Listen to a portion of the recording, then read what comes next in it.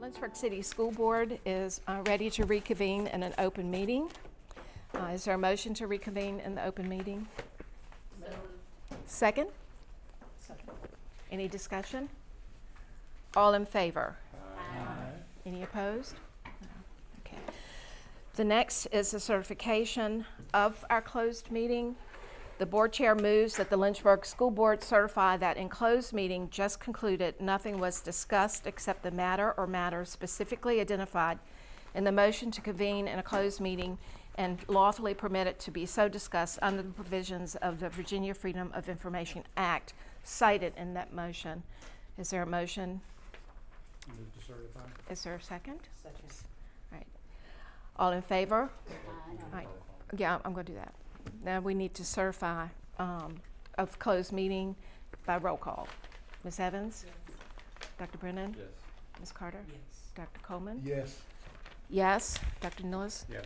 Yes. Yes. Yes. All right. All right. So with that, could we all please stand for the Pledge of Allegiance? I pledge allegiance to the flag of the United States of America and to the republic for which it stands, one nation, under God, indivisible, with liberty and justice for all.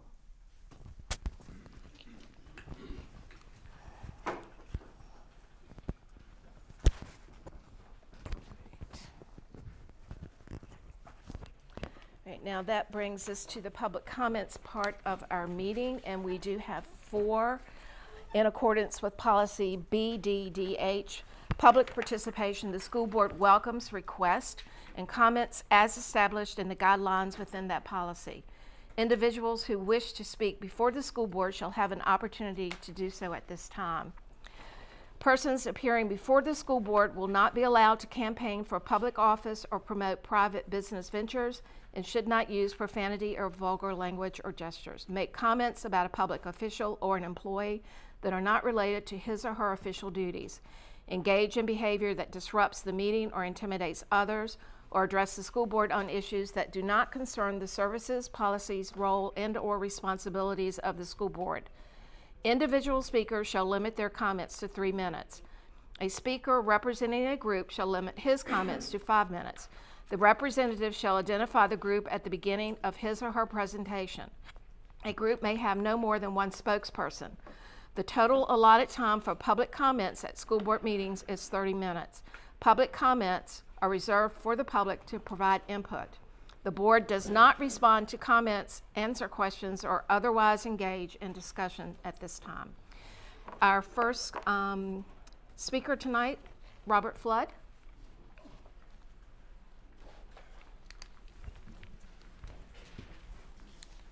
Good evening. Good evening, folks.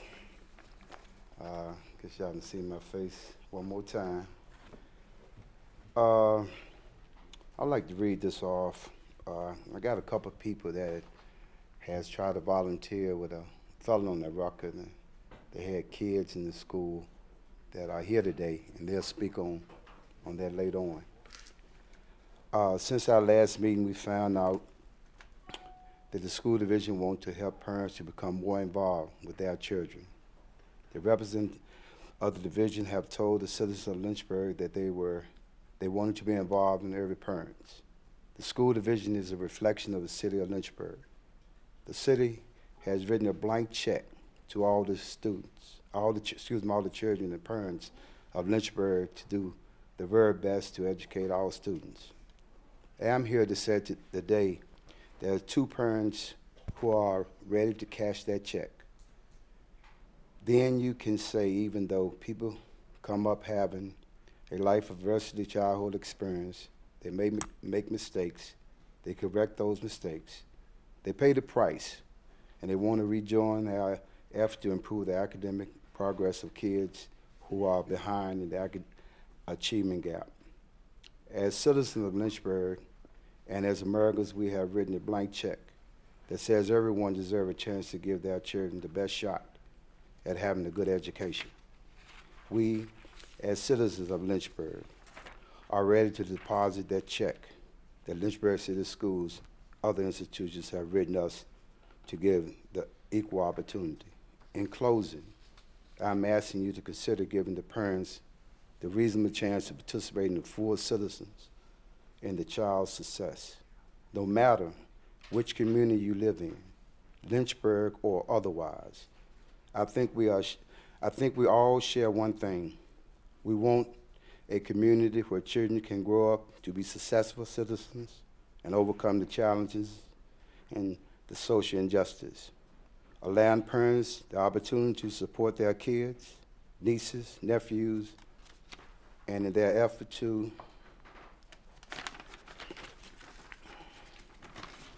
overcome achievement gap. I have some champions waiting to do their part. However large, small that role is, will you support us today?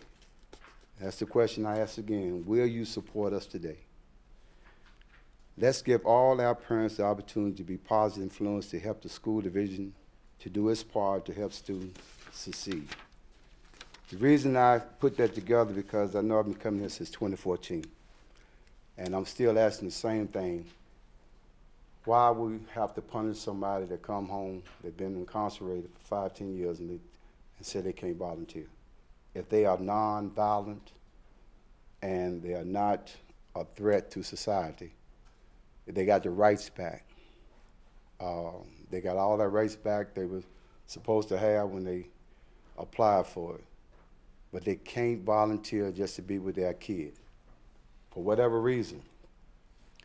How can we come together and talk about this and come halfway? because I'm against 15 years, and like I said before, I don't know who came up with that. School is 12 years, and I repeat it. College, 3, 4, 5 years. Other words, y'all don't even want them to come volunteer because the kids out of school. Then somebody came up with 5 years. And all of a sudden, you know, that's the same thing. Then they came up with insurance. No one will insure the school if they let volunteers that's ex-offenders. And I don't know no insurance company that would do that unless you ask them to do that, because it's about the money. Everybody know that. But I hope y'all think about this. I mean, I've been coming up here since 2014. I mean, all of us need to work together. We talk about putting everybody together at a meeting, program, but how far is we together today? I mean, how far are we apart from each other? We need everyone to help these kids, because we'll be talking about this again in 25 years.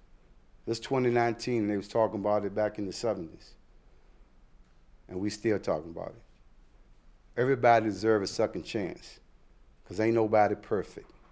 Nobody. Sometimes you get caught, sometimes you don't. Thank you.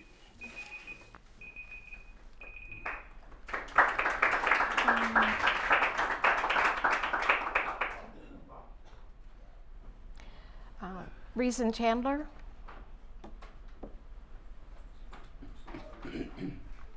Hi, good evening. Good evening. For those of you who know Reason Chandler, you know that I am not Reason Chandler. Hi, good evening, school board, superintendent, and our school administrators. My name is Lisa Taylor. I'm a proud parent of a sophomore at E.C. Glass High School.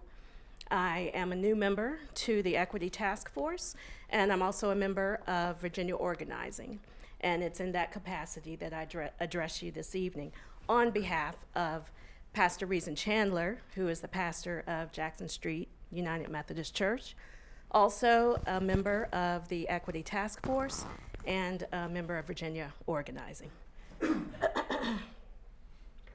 I am Reason Chandler, a leader of the Lynchburg chapter of Virginia Organizing. We are concerned about the number of students who get suspended each day in the Lynchburg City Schools. We believe that the school board should make reducing suspensions a high priority in the strategic plan you're developing. 4 students of color get suspended for every white student. This racism must stop. Special needs students get suspended at a disproportionate rate, and that must stop too. The school board has the power to write guidelines that govern suspensions and expulsions. But with this responsibility becomes accountability for the disparities that exist. The unfairness in our school system comes when those guidelines or rules are interpreted for one way for one group of students, but interpreted another way for another group of students. As a school board, you are allowing systemic unfairness to continue. Unfortunately, I learned at the young age of 17 that the same rules do not apply to me as they do for my white counterparts.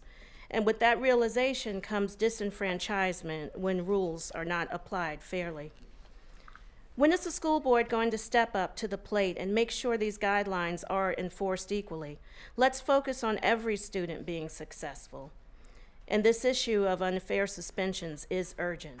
We are excited to be part of the community conversation that school officials held on January 10th at Heritage High School. It was clear in the breakout session on alternatives to suspensions that things need to change. But where is the follow-up? We were told there would be working groups to move forward towards more positive action. That was 26 days ago, and the people who signed up to help work on these problems have not been contacted. Virginia Organizing is not just here to point out the shortcomings of the school system, but we are here to help work with you and make Lynchburg City Schools the best.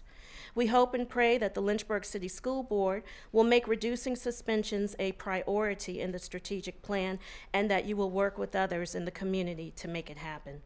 Let's use opportunities in the schools as learning moments to help our students learn important skills as they take their place as community, state, and national leaders in the future. That again was a statement from Pastor Reason Chandler, who unfortunately was not able to be here tonight. Thank you.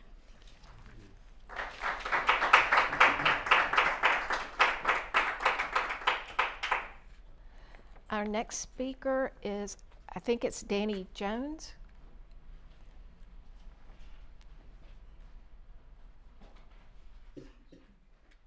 Mr. Jones, did I say that correctly? Yes, you did. Okay, Good thank you. afternoon. Good afternoon. I'm Danny Jones. They had the dads of awesome students, or the dads of great students at my son's school. And the principal asked me when was I can volunteer, and I was like, well, I'm not sure. He said, what about tomorrow? I'm like, okay, well, I'm off.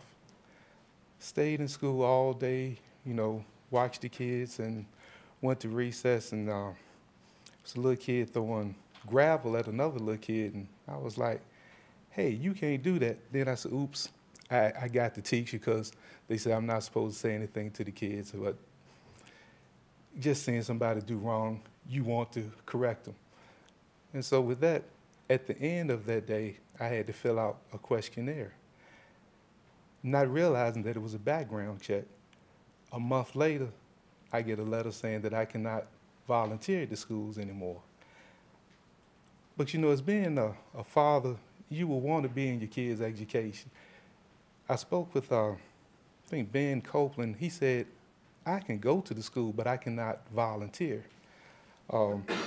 Everything has been reinstated with me, and I said, well, is this a lifetime ban? He really couldn't answer that question. So that's why I'm here, to maybe ask you guys to revisit whatever stipulations y'all have, and maybe go with a case-by-case situation. I understand that these kids, they need to be protected, but to keep parents away, and just parents want to be involved in our kids. And as an African American father, it's very important to me that I give my son the best opportunity to succeed. And I'm gonna be in this life, but I was just wondering if y'all could revisit that, because they say I can't go on field trips or anything like that. But from my understanding, I wasn't allowed to be alone with the kids anyway. I don't think any volunteer are able to do that. That's something that y'all have, which I think is good, but to volunteer. Just hoping maybe that y'all could revisit that and come up with a different solution. And from my understanding, it's not a Virginia state law. I mean, I'm not sure. I'm new with this. I don't know if it's a Virginia state law or it's just Lynchburg. But I heard that it was not a Virginia state law. But I'm done. I don't need the other 2 minutes and 13 seconds. But thank y'all. Thank you.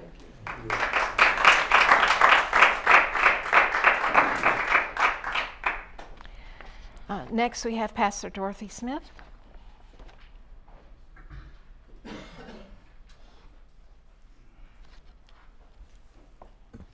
Good afternoon. I'm Pastor Dorothy Smith. My ministry is called YES.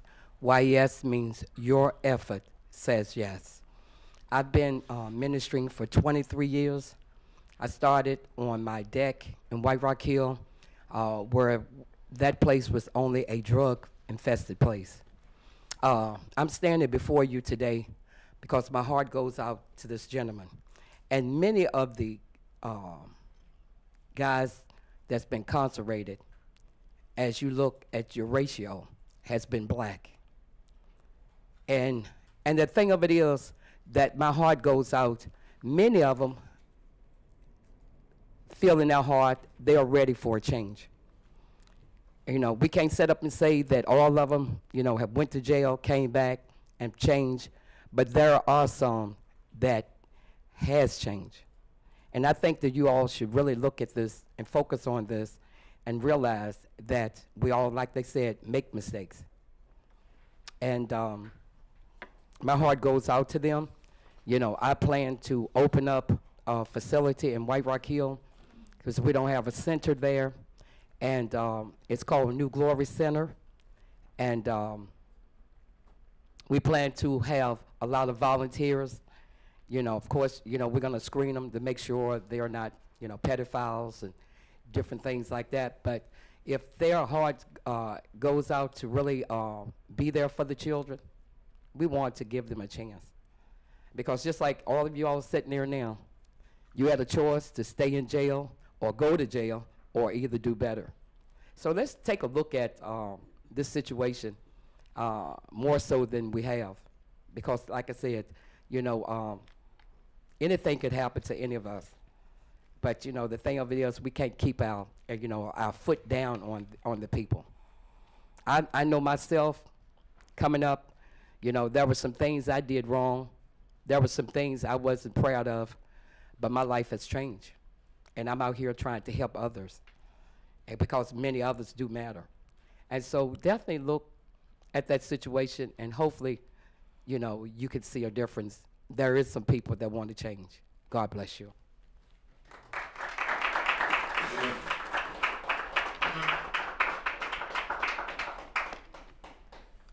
Thank you. All right. The next agenda item is a special presentation by Dr. Edwards. So this month is School Board Appreciation Month, and I have a little bit to read on that. The month of February marks the annual observance of School Board Appreciation Month.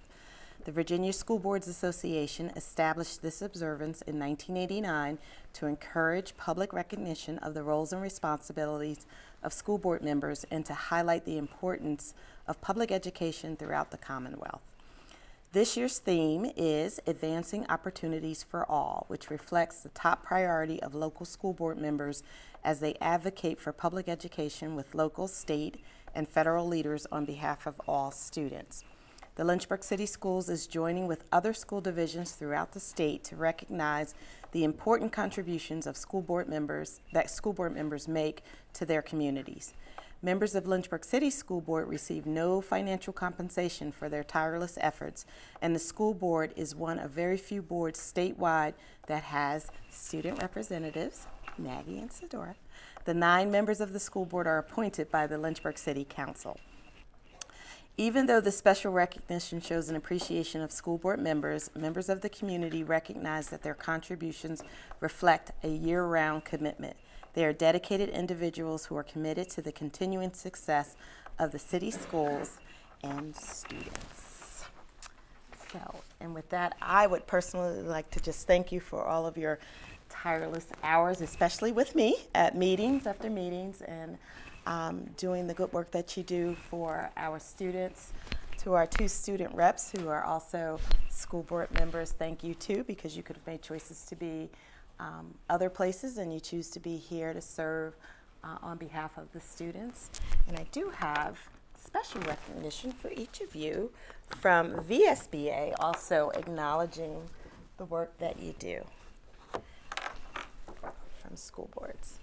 And we have, on behalf of all of our students, which this is a distraction for me because I'd much rather look and read all of the wonderful things. So to all of my students and staff members, the countless number of gifts that are up here that were made with love and dedication, thank you, thank you, thank you. We so appreciate just these small tokens of appreciation and the fact that you took time to think about us. And if I can take a moment to highlight just the creativity of my Lynchburg City School students, using CDs and wonderful things to come up and showcase their artistic abilities. So there is no lack of talent here in Lynchburg City Schools, and our students do some amazing work under the direction of some very caring educators. So thank you, thank you, thank you for that contribution. Board comments? I too appreciate all the wonderful gifts and letters and notes from students and look forward to meeting these students when we go out to the school. I'm going to throw something in at this point that most of you don't know about because we wanted it to be a surprise. This is also school board clerk appreciation, and we are very grateful for the work that Ms. Spinner does on our behalf. And so I have something to read for you. Whereas school board clerks in each locality throughout our great Commonwealth are appointed by law to fulfill their duties and responsibilities, and whereas school board clerks are responsible for keeping accurate records of the meetings and proceedings of the school board, a record of all receipts and disbursements, and a record of all official acts, and whereas school board clerks perform such other duties in connection with the school business of the city as may be required by the school board, whereas school board clerks maintain frequent contact with the public, including parents, employees, and the media on behalf of the school board and superintendent, whereas school board clerks in the performance of their duties are often required to work extra hours attending school board meetings and work sessions, whereas school board clerks join with school boards to help ensure that students achieve to their highest potential, whereas school board clerks provide an invaluable service for school board members and superintendents, the VSBA Board of Directors does hereby recognize the third week of February as School Board Clerk Appreciation Week in the Commonwealth of Virginia. Whereas the Lynchburg City School Board joins the VSBA in recognizing the many and varied contributions of school board clerks, now therefore be it resolved that at its meeting on the 5th day of February, the year 2019, the Lynchburg City School Board also recognizes this week of February as School Board Clerk Appreciation Week. On behalf of the board, thank you so much for what you do. And would you help me? Yep.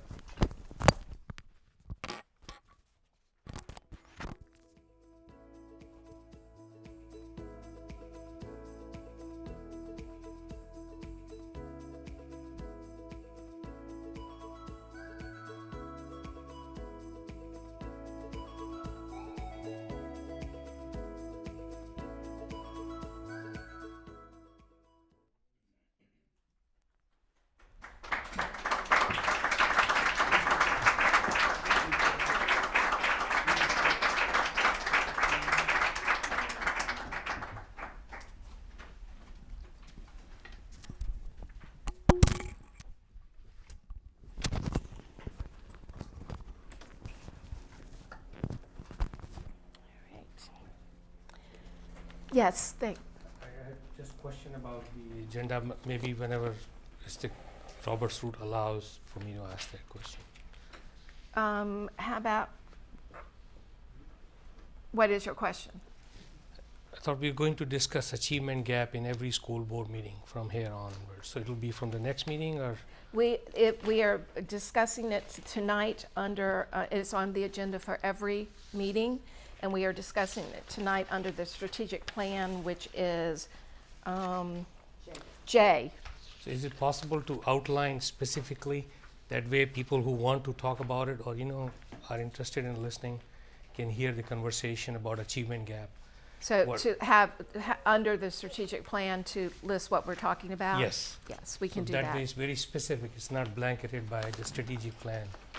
So the people in the community know that we are serious about that issue and we'll discuss that in every board meeting. Yes.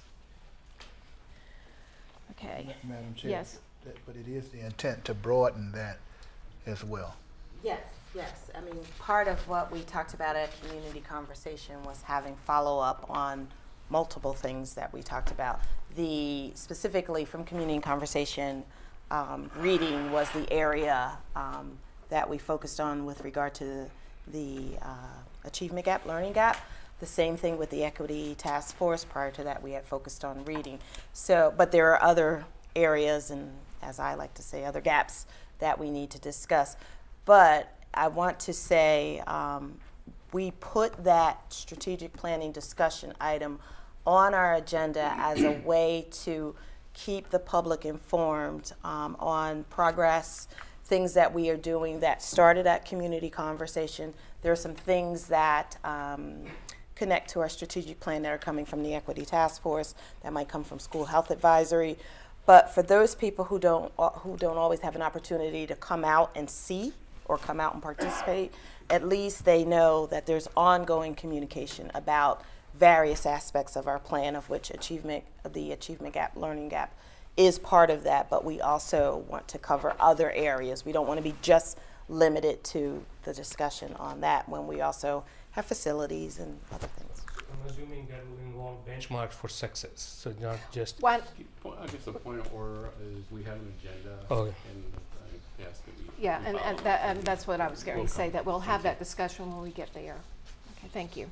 The next is finance report. Mr. Beckles? Good evening. You have the financial report for the 6 months ending December 2018 before you. No major items to report. As far as our revenue is concerned, everything is on budget. You'll notice this so far, for the 6 months, we received 34% of our revenue. And again, that will pick up in the second half of the year. I'd just like to bring to your attention just a few items on page 8. And you'll see a negative there under technology instructional support of $111,461. That's comprised of two things. One, with Chantel, we have a credit. For the first part of the year, we were eating up that credit. Now in the second half, we had to put it through a purchase order, so you'll see that negative there. And then the other part of that negative is due to one of the items of maintenance fees, is what we've asked for in the budget reallocation, which you will see in a little bit. So once, if assuming you approve that reallocation, that negative will go away. On the bus purchase, you'll see a negative $210,000. The purchase order, that was from last year, but the true-up for that occurred in January. So in January, you'll see that credit go away. So just to let you know that that's not a problem you're just going to see. It's going to be, it has already been posted, but as of December, it was not. Again, health insurance is going good so far. As far as major claims or liabilities or major issues I have to bring to your attention, there are none. We have no major lawsuits or anything like that that I need to bring to your attention. So far for 6 months, and as of today, we are going along fine. No major issues I need to bring to your attention. This is for information. Do you have any questions, Dr. Gupta? You mentioned lawsuits. Have you paid any out-of-pocket money so far on lawsuits? No. I mean, we pay legal fees, but no settlements as far as lawsuits are concerned, no. Additional questions? Okay, thank you. The next brings us to our consent agenda, which consists of Student Discipline Committee meetings on November 27th, 2018, January 22nd, 2019, January 31st, 2019, the regular board meeting on January 15th, 2019, the amended personnel report, the capital improvement plan for William Marvin Bass Elementary School, which was the replacement of the gym floor, and the removal of 3 from the governance. So moved. And we have a motion. Is there a second? Second. Any other discussion or question? All in favor? Aye. Any opposed? Okay. That moves us to the student representative comments. And Maggie, it looks like you're going to go first today.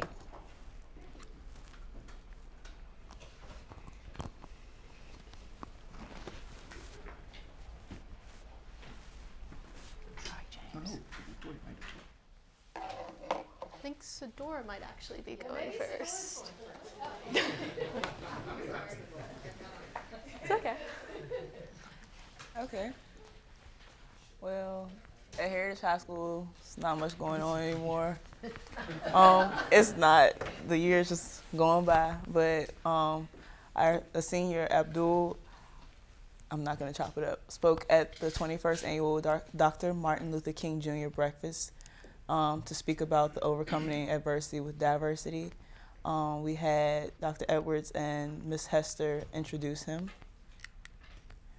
Our Pioneer Pollinator Club met Delegate T. Scott Garrett on January 23rd, along with their teacher, Paul Tabor.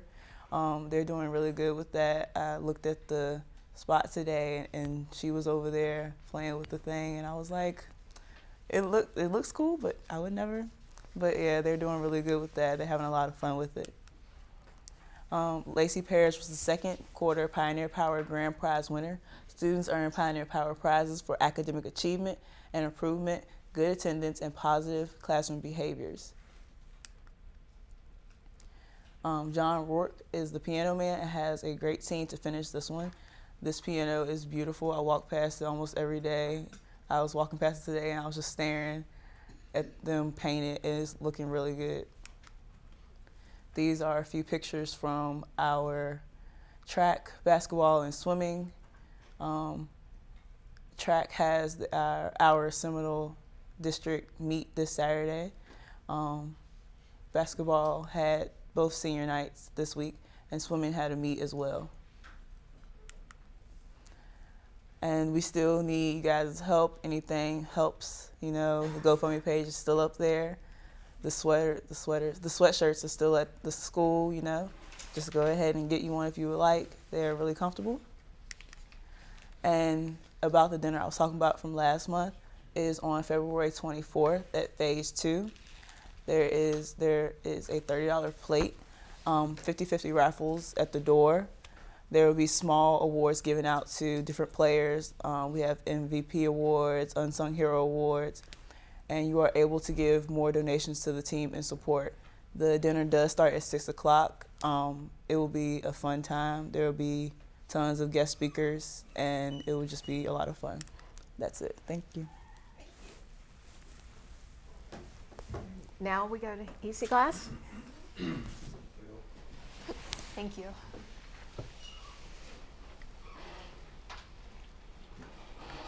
Okay, so again, January wasn't too exciting for EC Glass, but actually a couple hours ago today, the girls swim team competed at the regional swim meet, and they actually tied for second place with Jefferson Forest High School. So that was super exciting news. And then also over the weekend, we had 9 students from EC Glass who qualified for the All-District Honor Band. And a couple of these students will be going on in a couple of weeks to audition for the State Honor Band at JMU. So they're going to have a chance to be in part of the band with some of the top players in the state. So that's super exciting for them. We had our first ever Gear Up Club meeting at EC Glass, and that's gaining early awareness and readiness for undergraduate programs. I don't know if you guys already knew that. I just include that because I didn't know. But yeah, everyone in that club, Tilly, who's actually in the pink, she's in my band class, and she was really excited for that. And everyone who joined the club is really passionate about it and is super excited to have a chapter at EC Glass. And then our Scholastic Bowl team finished second place at the regional competition, which is the first time they've placed at regionals in 4 years. So that was a really big deal for them. And then Meg Gladio, who's a senior at Glass, she won first place in the Martin Luther King Jr. essay. And a quote from her paper is, "King tells us that in order to preserve our dignity, we must honor the dignity that lies in every person we encounter." And I thought that was really powerful from her essay. And then Ja'Cory, who is the other representative for EC Glass, he was recently awarded the Rucker Cup as a senior football player because of his excellence in scholarship, citizenship, and football. So I was really proud of him for that. He bragged about it in AP Gov. It's a whole thing. And then in January, we were also recognized as an AP capstone diploma school. So students pursuing their own research projects in AP Research and AP Seminar are now part of a school officially recognized as part of the AP capstone program. One of our seniors, Theo Wood, he actually got the record for the 1,000 meter race. It's the fastest time for the season and the 3rd fastest time in the history of the VHSL.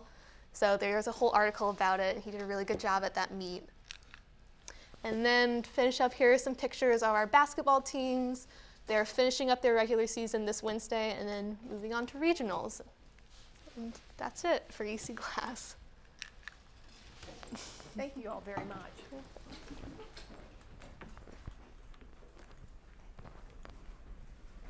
We'll look forward to hearing more about the exciting things that are happening between now and graduation. Lots to do. Okay. All right. The next order of business, school board committee reports.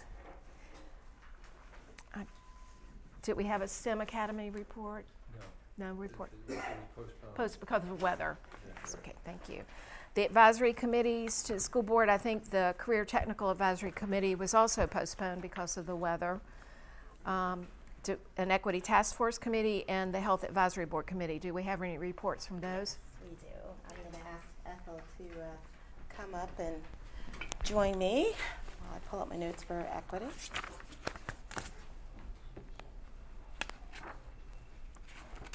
Good evening. Doing double digit. So Equity Task Force did meet on January 16th, which was right after community conversation.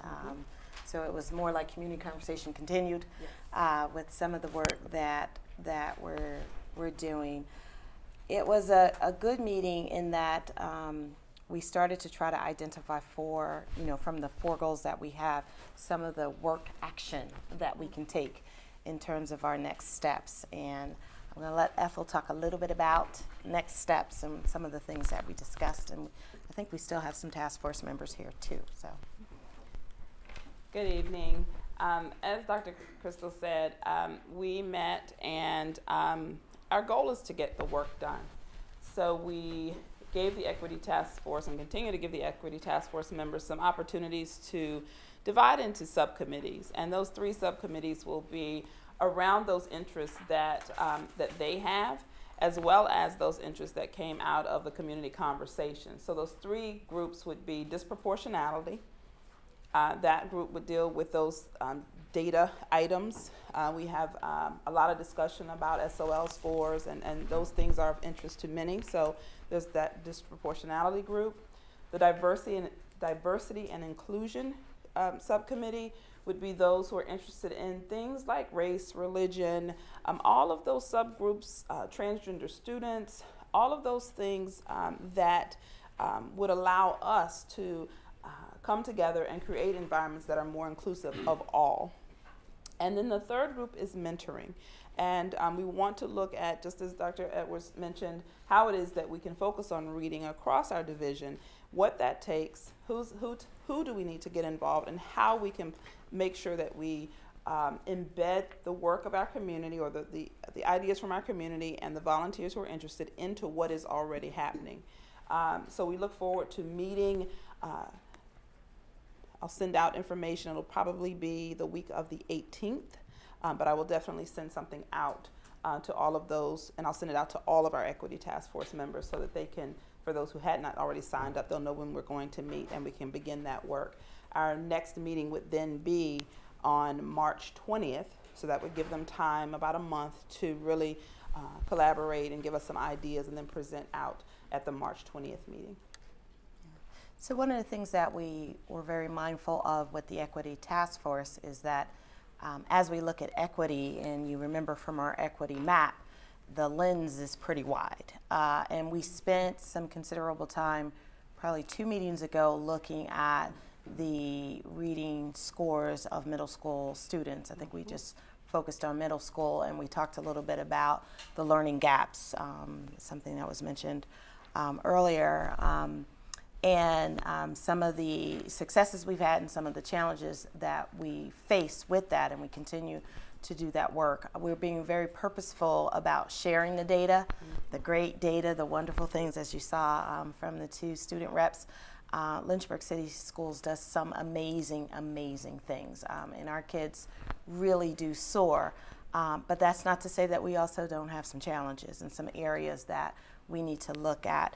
But with the Equity Task Force, we were very careful not to be, I guess, for lack of a better word, inequitable as we look at equity. So we were really focusing on, and we continue to focus on through our strategic plan in our first area, those learning gaps. But we also recognize the need to focus on inclusivity.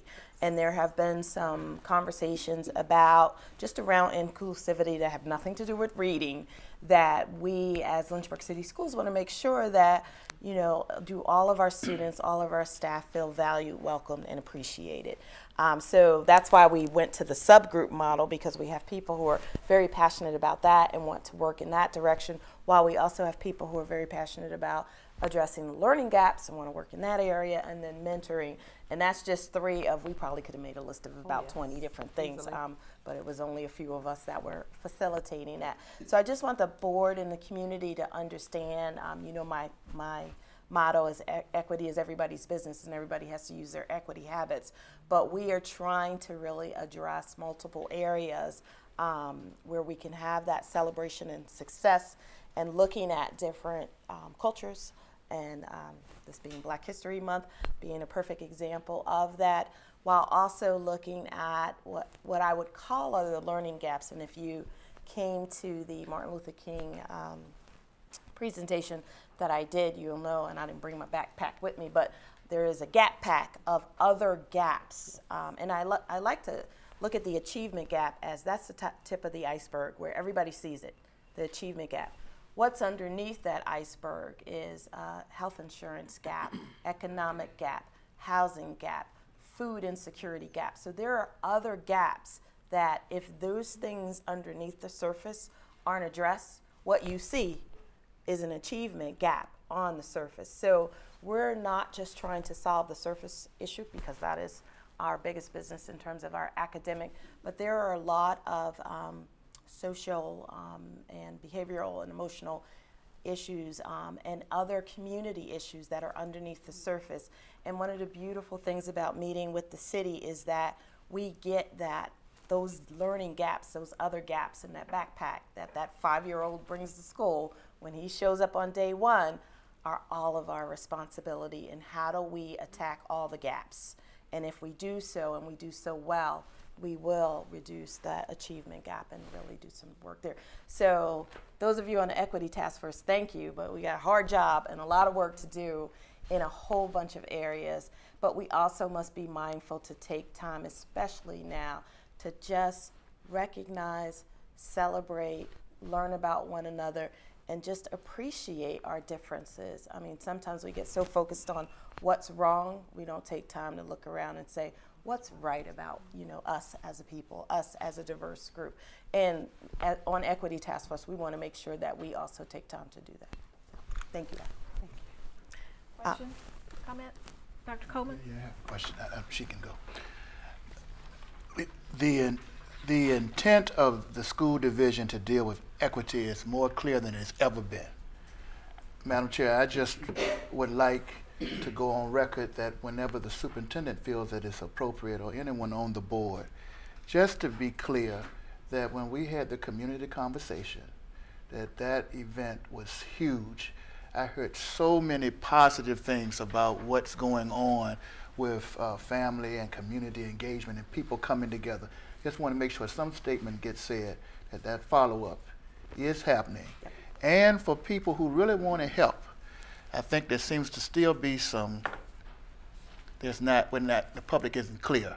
And I know school board member Mason, one point at an earlier board member tried to clarify it. I think somebody was remarking, Dr. Copeland, you said something, but I would like just to make sure that gets clear on what people can do and cannot do at the present time, since mentoring is a vital part of what we're doing. Volunteers. And then the volunteer piece. And then lastly, with equity, I like this breakup, the disproportionality, et cetera. Does the Equity Task Force at any point offer suggestions to the board relative to policies and practices they would like us to look at that would help them with disproportionality, diversity, and inclusion or mentoring? Yeah, not quite yet on those policies, but if you recall, we changed the advisory committee policy with the help of input from both the Equity Task Force and the School Health Advisory Committees, such that they would have more conversation and communication with the board. At our last meeting, we talked about having, and I think the Special Ed Advisory Committee sort of led it, where the community members led that discussion.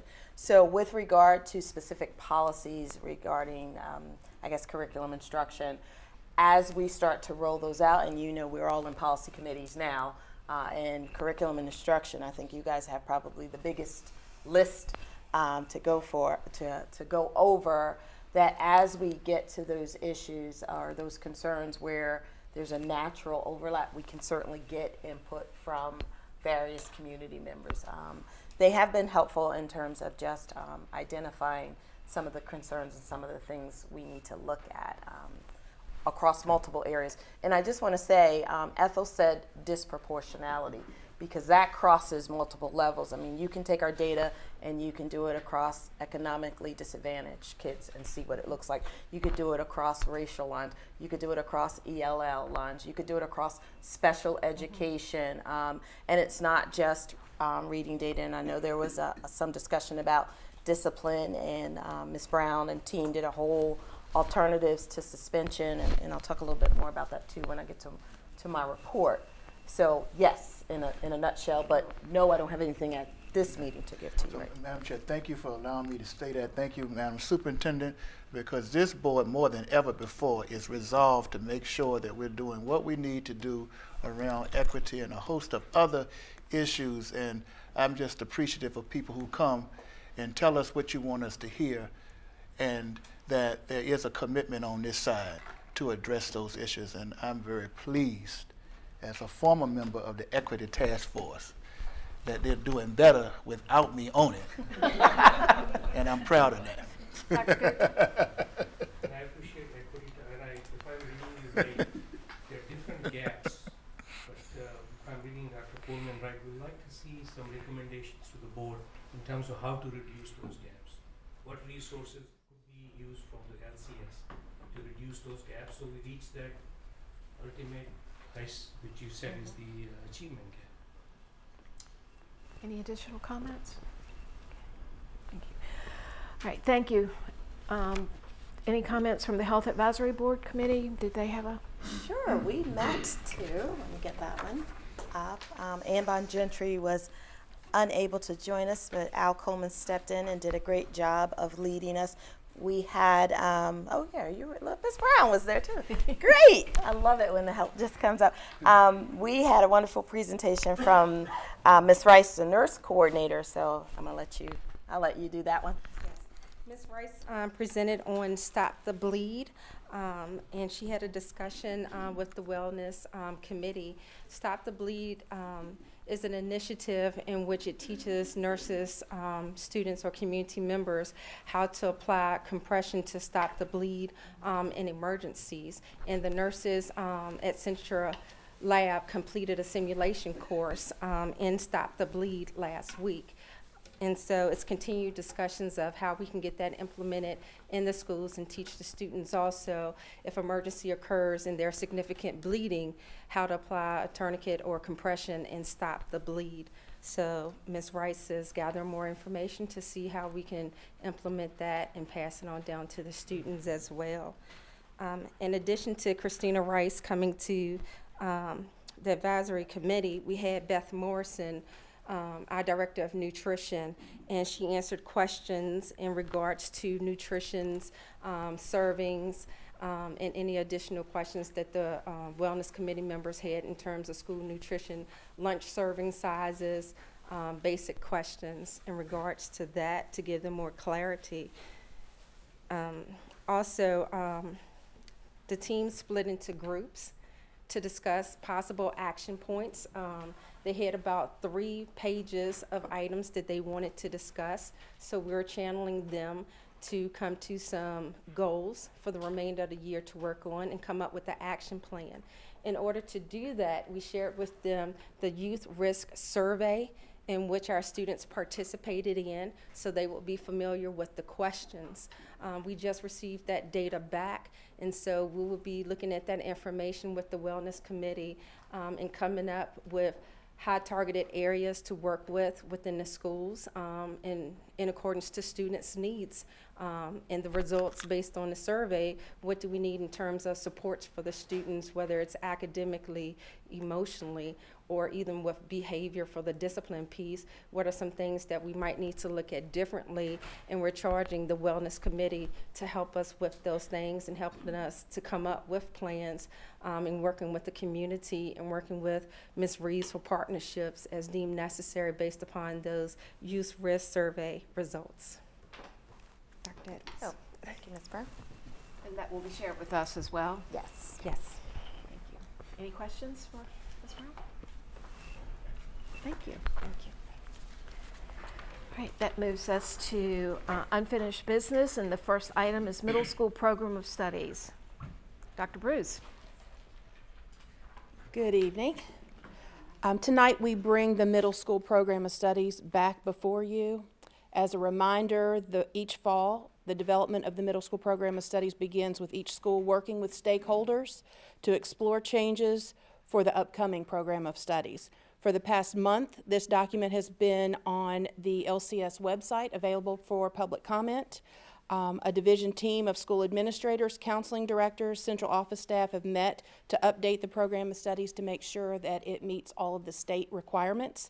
And again, the main updates for this year include a revised math sequencing chart, updated information on gifted services, special education services, and remediation opportunities. It also includes clarity on math sequencing and placement and courses offered for high school credit, including the addition of a full high school credit course in theater. The removal of Latin 1 was also recommended in the middle school course offerings. We bring the middle school program of studies back before you tonight for approval. Thank you. Questions, comments? Yes. Dr. Bruce, you mentioned the group that prepared this and reviewed it to make sure it was in compliance with all the procedures. Who is that? Who was included in that group again? So the group that met was the administrators from each school, so the principals from each school, the counseling directors from each school, the curriculum and instruction staff from central office. We had student services involved as well because they oversee the counseling staff, so it was that team of folks. Excellent, that makes perfect sense to me. Now, and then I'm finished. It would appear to me about this time next year, February or so, you'll come back with a 2020-2021 middle school program of studies? Yes, sir. How do parents and people in the community get to weigh in on the program of studies? So the counseling departments have their own parent meetings. The principals at the middle schools have their parent meetings with PTOs, parents as they're scheduling with their students. So they're getting input from students on their end and parents on their end. They bring that input back to the committee. Okay, excellent. I mean, you answering these questions. How do you get, and I think Dr. Gupta may have alluded to it last time, I'm not sure, but how do we get feedback from those who we don't typically get feedback from? Or I'm supporting the middle school program of studies tonight, and high school and all that whenever it is. But I'm just, when we talk about diversity and inclusion, that's got to be tied into the studies. And I'm not always sure that I see that. I'm finished, Madam Chair. This has been posted and has been put in the schools and parents through PTOs, and yes. I understand what Dr. Coleman is saying, and that we want to get input, and maybe that can be part of our discussion, but I want to thank you yes. Very much, because I've looked at programs of middle school programs of studies for the last 3 years, and this is by far the most organized and well presented, and thank you very much for the work. Thank you. Ms. Evans? Y'all send, though, a copy of the stuff home to parents. We do. You do get a letter as a parent going over what your child will be taking in the classes. So every parent is getting something. And that's excellent.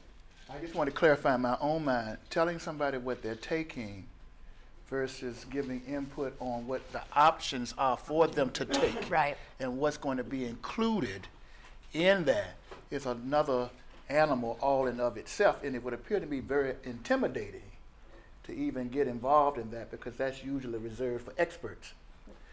But if the experts aren't entitled, I'm not talking about Dr. Bruce or anybody, I hope y'all understand that. The diversity and inclusion needs to be present. And topics that need to be discussed, that are screaming to be discussed for students to succeed in a 21st century global economy, is critical. And when people who do not have the opportunity to articulate those things, do not know how to articulate it, and need somebody to do it for them, I'm just wanting to make sure, how do maybe underrepresented groups? Certain people are going to respond anyway, and I don't want to be stereotypical on who those would be, but yes, some people are just engaged and others are not. And that's the problem, is how do we Right. get that engagement? right. That's- I think as you speak to that question, we have to be careful Okay. to take I guess a wider lens. So for example, if you have a middle school program of studies meeting, let's just say, and you expect people to come, and you have a high school program of studies meeting, you expect people to come, and you have a elementary school nutrition meeting, you expect people to come, some of the folks that we might be trying to reach might not be able to come to everything, or might have limited transportation, and you don't always get everybody. So I think one of the things that we're trying to do differently, and particularly when I just go out, is be mindful of, when I'm out and maybe I'm visiting the folks in the community, the White Rock Church area community, who I may not see at the School Health Advisory Committee.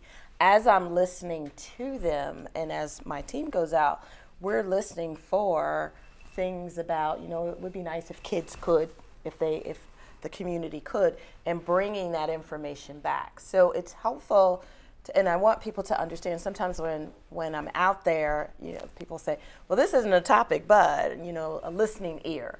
And bringing that information back to kind of, go back to various teams and say, here's something that I heard out here that we may want to consider, so that you do have, those are more informal networks of getting information, or getting a group, an area. It could be a neighborhood that we go to.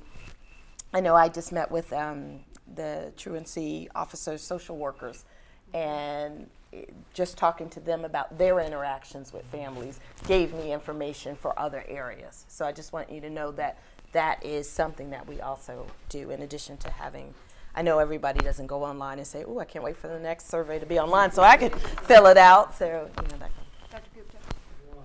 You've done a wonderful job. The problem is, you said you had a public comment period, so I'm assuming those comments are incorporated in your... Yes, we incorporate any comments we get into it if it fits.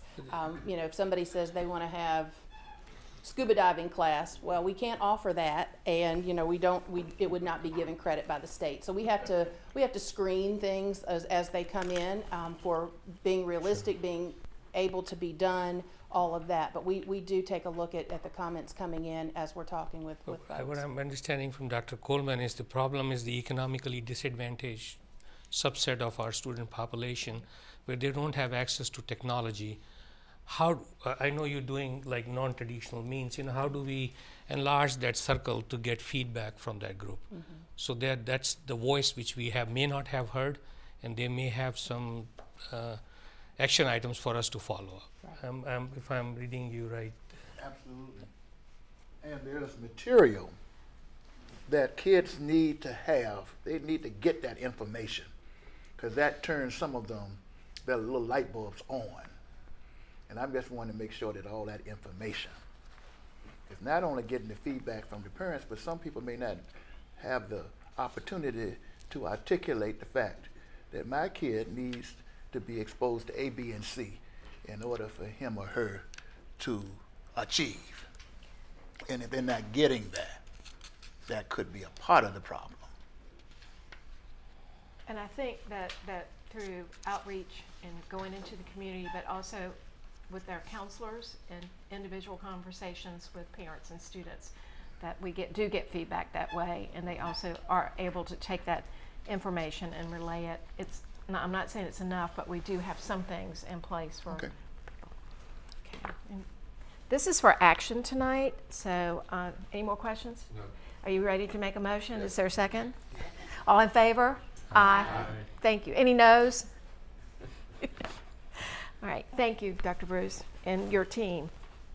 Moves us on to request for reallocation of fiscal year 2018-19. And that goes to Mr. Beckles. Yes, good evening. Our last meeting, we presented this request for reallocation of some of our 2018-19 operating budget.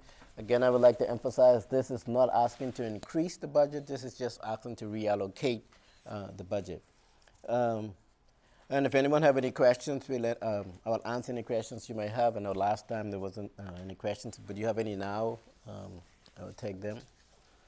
I'll try my best to explain any questions you may ask. Just make a comment, echoing what I said at the last meeting, especially with regard to the offsite disaster recovery backup. That It's really important. as we all become more digitally anchored, it's really important. It's and I'm critical. Really glad to see that we're doing this. And I would say to that venue, the majority of things that we're doing today in our district is pushing us more and more to electronics. I mean, it's just everything. It's more efficient, it's more cost effective. But when you do that, you become reliant on it. So any hiccups that goes with that could, to a certain extent, just make us dead in the water. So we're doing as much as we can to protect ourselves from that happening. So I move to approve the proposed reallocation. We have a motion. Second. Any other discussion? All in favor? Aye. It's been approved. Thank you. I'm sure the high schools will be happy about their band uniforms, as well all the other departments that we're able to do something for. That moves us to the fund balance recommendation for 2017-18. That's Mr. Beckel. Well? Again, in our previous last meeting, we had bring back the fund balance, which was previously approved based on some recommendations or requests we had from the city, which was to move. On our original request, we wanted to put $1.8 million to our health reserve. The city asked us if we would reduce that by $500,000 and put it towards the Heritage Elementary roof, which we brought back to you, and is now for your approval and action for tonight. Questions? Dr. Gupta? Will the city allow you to use the reserve funds for other purposes later on if needed, if they are not used for health reserves? You got $1.3 million sitting there. If we make that request, we'll have to make it very clear that we're changing the use of those funds. I mean, if we really get into a bind, I don't think they would, but we'll make it very clear, because what we don't want is them to think that we're putting it for one purpose and then we use it for something else later. So far, all the years we've been doing it, we made it very clear once we put it there. But I would not say they would not allow us to do this if we really hit a bad spot in another area.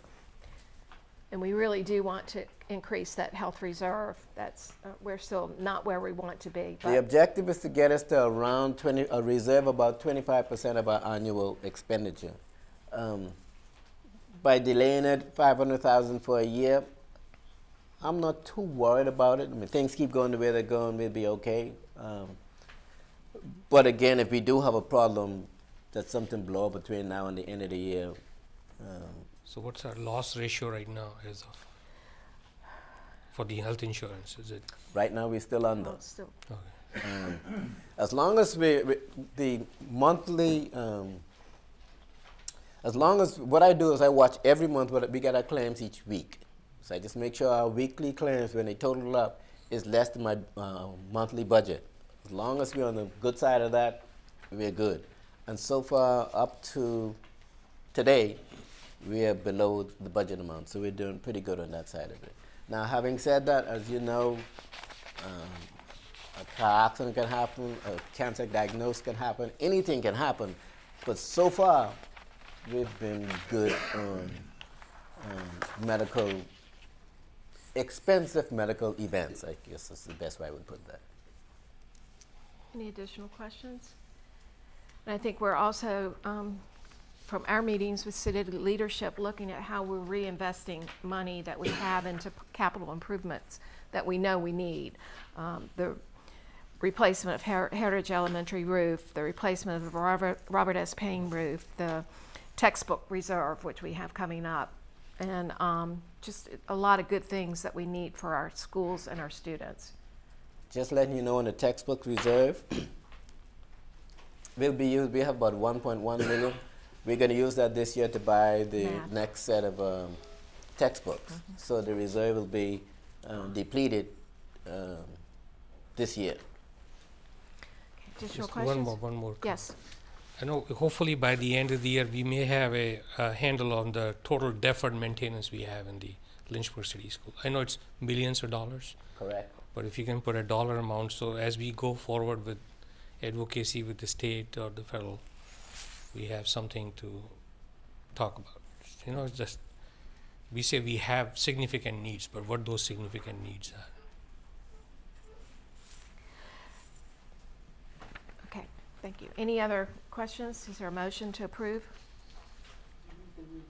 Second? Second. All in favor? Aye. Any opposed? Thank you, Mr. Beckles. All right, that moves us to Lynchburg City School Board Governance Policy Review and Updates. We've removed 3 of those in when we had our discussion earlier, modifying the agenda. This is for action tonight. Are there any questions? Any comments? Are we ready to vote? We removed BDB, BCB, and BCE. I guess I'd move we defer acting on BCA because of the wording change to when we take up the other policies that were deferred. You mean chairperson? Is that the one? Yeah.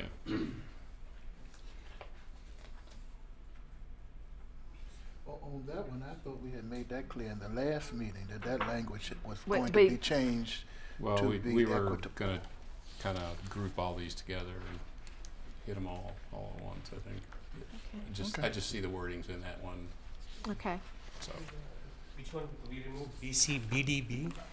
BDB, BCB, BCE, and we've now had recommendation for BCA. And that's just a motion to defer acting on that Motion to until we take up these other 3 policies, because Right, they're so all similar. Point, do we have a motion, do we have a second, and then vote on deferring that one? So we have a motion, is there a second? Second. Any more discussion? All in favor? Aye. So we're just adding one more to it. Okay. It'll all- It'll all flow, right? Yeah. Okay. All right, any other questions on the other remaining policies?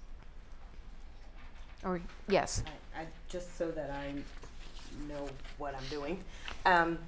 These 4, well, the school board committee is on the agenda for the work session. Right, right. Okay. The other 3, particularly the 2 that have chair and vice chair, when we defer them, are they deferred to the next board meeting? And you want me to have Barbara physically type the word chair as opposed to leaving it? Like what? We just don't want to come back and not have the right thing again. That would sound appropriate, what you just I think said. that's what I thought from when I watched the movie. So then I will take the first, my bad, on that one, because after the last meeting, I did discuss with Ms. Saunders that the board is recommending that looks like the board will recommend that we say chair and vice chair, and I think I might have caused the halt to say, let's wait till we get to this meeting because someone will make a recommendation that we modify the policy to say that, then they'll vote, and then you can change it. So I didn't let her change it because I thought we were coming back and that, yes, you had a discussion. It looked like on I Spy, everybody was like, chair and vice chair might work, but I thought there would be a formal modification and then you all would vote. And then I would tell her to change it and put it in the official I think what thing. we're saying is that we want her to put the changes Changes. in. Yes. Okay, so bring back those 2 policies with the changes. Yes. So you can vote. Yes. Okay, that's clear. Where does that leave us with the special board meetings? That's being discussed at the work session. Great, perfect. At the board work session. Yes. Great, thank you. All right, so are we ready to take a vote on all the others? There's a couple little hangers on too with this chairperson thing, but I think we could Well, just, I think we once can just we take care of that at the next meeting. Okay. Just Okay. Move And I to think fix once that. we approve that as the title, then they can put them in the thousands of places that they have to go. And so maybe just going chair and vice chair, we don't have to do this again. Goodness. All right, do I have a motion? Mr. Can you clarify the motion, please? We have removed 4 of these governance policy reviews and updates. So the motion is to approve the ones that are remaining. Does that make sense? It does. So we're approving BB, right? Yes. BBAA, Yes. BBBB, Yes. BBBA.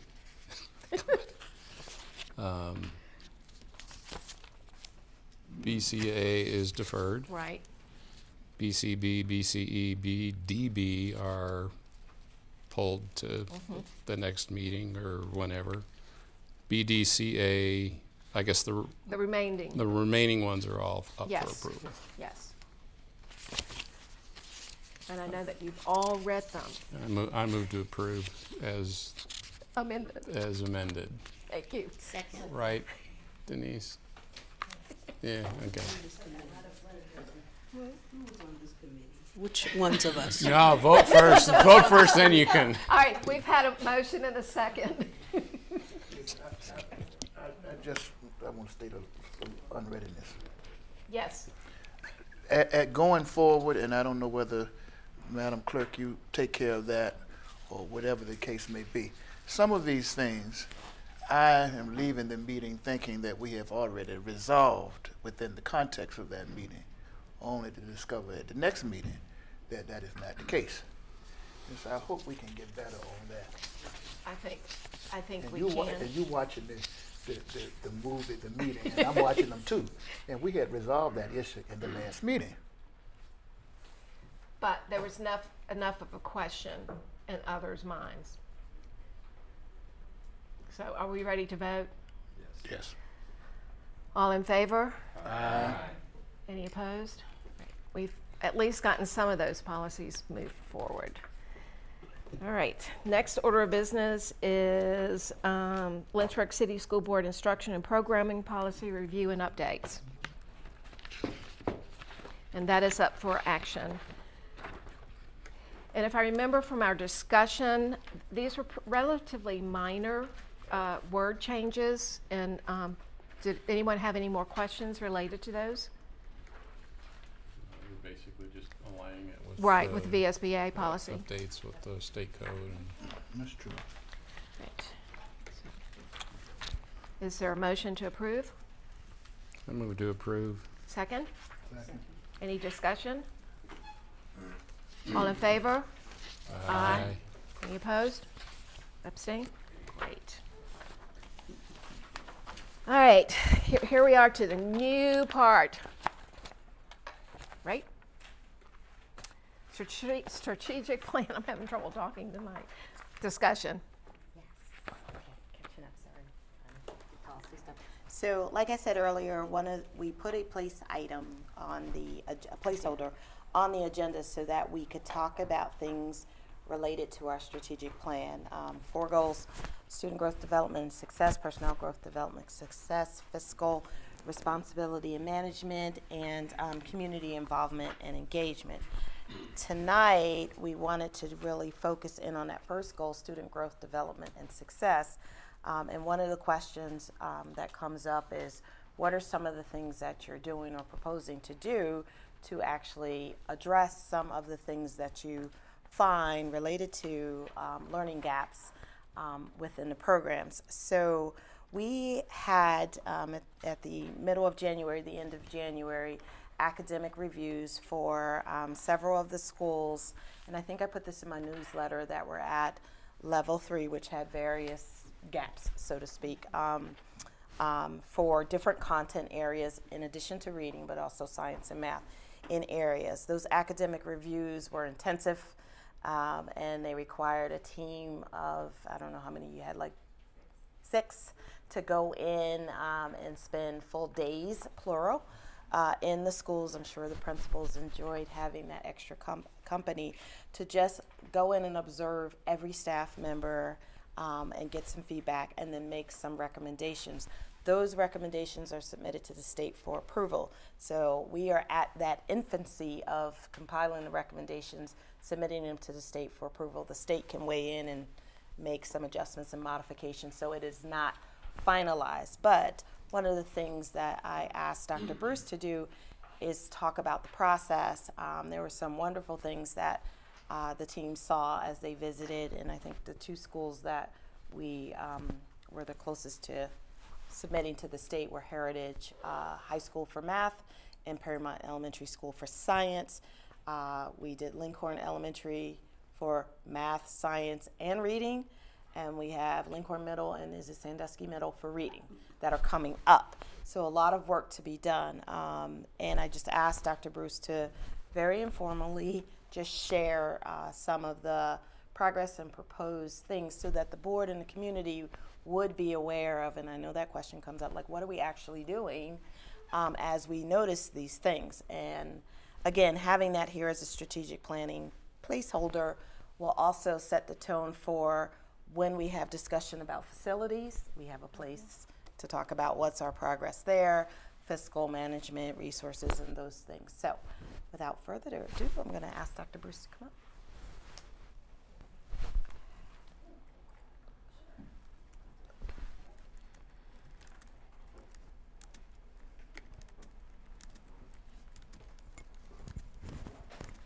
Can you see? Am I blocking the light? Okay, yes, we are deep in academic reviews at this point, and we will be done the end of this month, so we've been real busy. So as you see, we've got all hands on deck to raise achievement and close the gaps that we see. This is just an accreditation recap. I went over this with you all at the beginning of this school year. Right now we have 12 accredited schools and 4 schools accredited with conditions. 7 of those schools are accredited under both the old accreditation system and the new. 3 of those schools have a VDOE, Virginia Department of Education coach that comes in to support them. That would be Lincoln Elementary, Lincoln Middle School, and Sandusky Middle School. We have 5 required academic reviews. The 5 academic reviews include those 4 in red, and red means level 3, which means that they have achievement gap issues in the particular areas listed there. Perrymont also has to have an academic review because they are a level 2 in the all student category for science. So that's the qualifications to have an academic review. That is defined, let's see if I can get back to, this is a backwards one, excuse me. Well, no. Yep, see if you can get backwards clicker.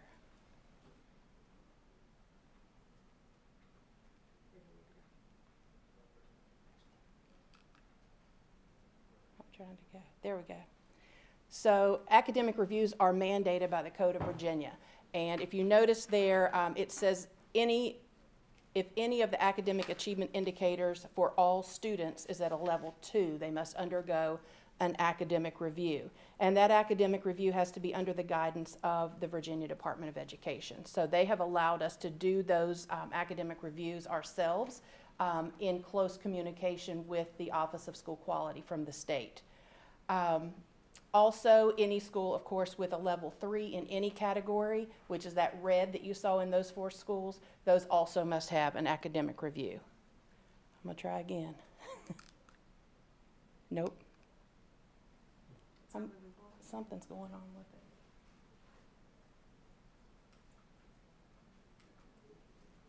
Just try saying next slide here from the computer, please, so we can move on.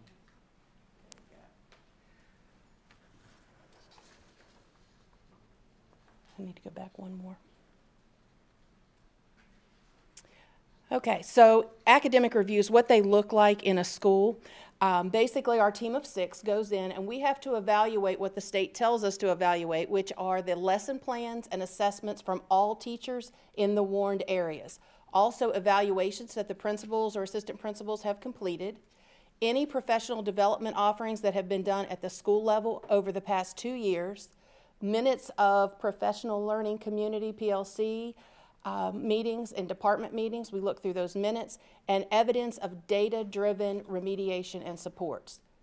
All teachers also in the warned areas are observed using the LCS instructional alignment and observation form. That team works to develop findings and essential actions to put into a report, and those academic reviews reports are due to the state on March 5th. Some of the common themes across the schools that we're seeing, and not only the ones through academic review, but across the schools in general this year. We are seeing that our school improvement teams and PLCs are analyzing data by student. I'll show you an example of that in just a minute. We've been very good at looking at data in a broad aspect, but now we're really drilling down by student, which is making a huge difference. Teachers are being supported by supervisors and elementary coaches. We're looking for lessons fully aligned to the standards of learning. And we're seeing that in most classes, but not all. We've seen some partially aligned lessons. So that's an area that we're really working on to make sure that alignment is more in line with what they need to be doing. Alignment is one of the most critical areas to ensure that students are prepared for the SOL test that they'll be taking. Small group instruction, I'll show you a couple of examples of that. That's occurring now at all levels. That's been in place at the elementary level for a very long time, but we're branching out and putting small group instruction practices in the middle and the high schools. And it's really good to see, and the kids are really enjoying that. We've got a variety of safety nets that are in place to help students who are struggling with academics and behavior. Student and teacher, we've noticed that the student and teacher interaction is really positive in the classroom, so we're glad to see that. Motivation and engagement is present in most classrooms, but not all. Classrooms are inviting and kid-friendly, and positive incentives for attendance, good behavior, effort, grades are present in many of the classes and school-wide in a lot of places. This is what we use as a division to look at. This is a report that we get for SOL testing. This is the school and division detail by question report. This is a science report from one of our middle schools, and I know it's kind of hard to see, it's a little bit small, but what that tells us is every single learning category, reporting category that we have on the SOL test, it tells us how the school performed based on every type of question that they see on the SOL test. It lets them know the percentage pass rate on that particular type of question compared to the division pass rate. So that gives us some very broad information and allows us to plan in a broad way. So we use those at the division level to put resources in place so that the schools can meet the needs of the students. The next one is the one that the schools are really doing a fabulous job getting into and really digging by student. This is the student detail by question report, and this particular report is for one individual student, and it lists each part of the SOL and lets you know if it's an X, they got it wrong, if it's a check mark, they got it right. And this one's a grade 6 reading. You can see that this particular student's going to need some work. There's a couple of X's there, author's purpose, the main idea. Those are things that this particular student, the teachers will work with that student on those particular skills. So they're almost having, this is almost an education plan for every single student that they're working with. So that allows really, really targeted instruction for each student for areas of weakness. What it also does is it tells us areas of strength for students. So maybe a student got everything right in a particular topic, we're able to enrich them and stretch them a little bit further. Yes? What you just shared with us, is that what you were going to show us about item 1, about each individual student? That's part of it, yes. Okay. So that's where they get the information. That's one of the areas that they look at achievement data. They look at a lot of other tests and measures as well.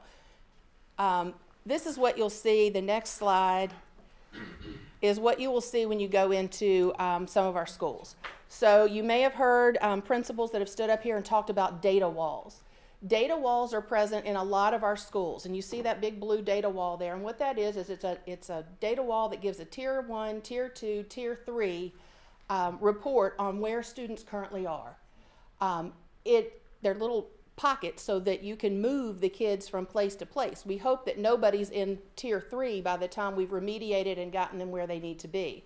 So they're looking at students based on certain performance indicators such as our SGA testing, student growth assessments, our SOL scores, some of those different things, and it's by student. So they are looking to see how they can move students back and forth. This is an example of an elementary one. I've got it kind of blurred so you can't see the students' names. The other one is, they call it an SOL prediction sheet. The predictions we always hope move to a yes. So this particular sheet, of course, I've had to mark out the names, but what you see there is earlier in the year, this particular teacher looked at her students, and you see that she's concerned about 3 of them as performing on the SOL test and passing. And that's based on all of the data that you see there. There's a middle column that talks about all the different data they're reviewing. In the middle, it's kind of a maybe. They're not real strong, but there's, you know, they're going to really try to figure that out. And then the yes category. What I love to see when I pulled this particular teachers are the arrows. It's not real pretty, but the arrows that you see moving from that maybe column over to the, yep, they're going to pass. I think they're going to pass.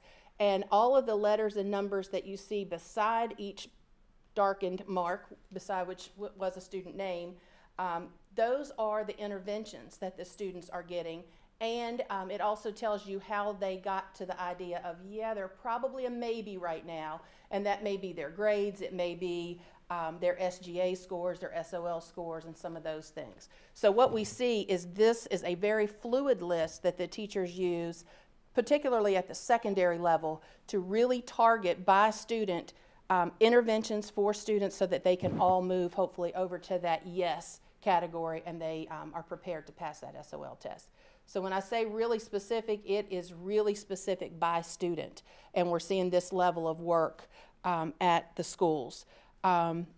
Tiered interventions, some of the things that you'll see, and I'll talk a little bit about it later. Title I, we get over $4 million in Title I dollars. Those dollars are for really reaching our students who are, and we've got school-wide Title I schools. The money comes based on our poverty rates, and there's a variety of things that happen with Title I services that are really fabulous and really help our students. Parental involvement is one of them, and I'll talk a little bit more about that at the end. Special education, of course, 21st century, skill drills, tutoring, all of those things are some of the tiered interventions that you'll see these students that are in your concerned categories attending. This is a picture of one of our academic reviews. We have supervisors. They've observed teachers in all the schools. The focus at first was all of our new teachers. The supervisors got in there really quickly to observe all of the new teachers. They're working with principals on observations. We provide feedback to those students or to those teachers and give them goals for growth. And sometimes that involves peer observation. So we may see somebody fabulous at school A and not so fabulous at school C, and we may pair some folks up so they can go see best practices. Some of our new teachers need some extra tools in their tool bag to be able to have really quality instruction. So that learning process, we work with those teachers and we send them out sometimes to see other teachers who are veteran teachers who have more tools in their toolkit. Also, we're doing model lessons, co-teaching with our teachers, additional resources, giving those to teachers, and then we've even done some colleague matching through our mentoring program so that we match our new teachers and any struggling teachers that we may have with a colleague that can bring them up to par. A little bit ago, I talked about how important curriculum alignment was. One thing that we have in Lynchburg, we're very fortunate to have, teachers can teach their hearts out, but if it's not aligned to the standards, students are not going to do well on the test. So we've got to make sure that teachers are teaching the right information and at the right level of rigor. LCS has a fabulous resource called PAR Guides, Pacing and Resource Guides. When teachers log into our intranet, they get a site that looks like this, and you'll see there's all the different subject areas. If you would click on 4th grade English, for instance, you would get a screen that looked like, next slide would be, yeah, you would get a screen that looks like this. You see quarter 1, quarter 2, quarter 3, and quarter 4. This is the pacing piece. Teachers can then click on whatever they're working on and get to the next slide, which would give them a lot of information about understanding the standards, some of the key vocabulary that's available, and the one that's circled there, resources, has an enormous amount of resources that teachers can use to teach those individual skills that are required for the standards of learning. And I don't know if we can get that link at the bottom. If we can get that link at the bottom, I'll show you what that looks like, just one particular lesson. If you click on that red circled link, this is just one on fluency. So the teacher would automatically get an activity on fluency, and they would be able to scroll down and see different cards that they can use in learning stations with students, various activities that the student can do with fluency and vocabulary. Again, another lesson. So that's just one very small example. We have these for every subject and resources for pretty much every grade, every subject. So our teachers are really fortunate, and they use these to plan their lessons. I mentioned earlier about small group instruction.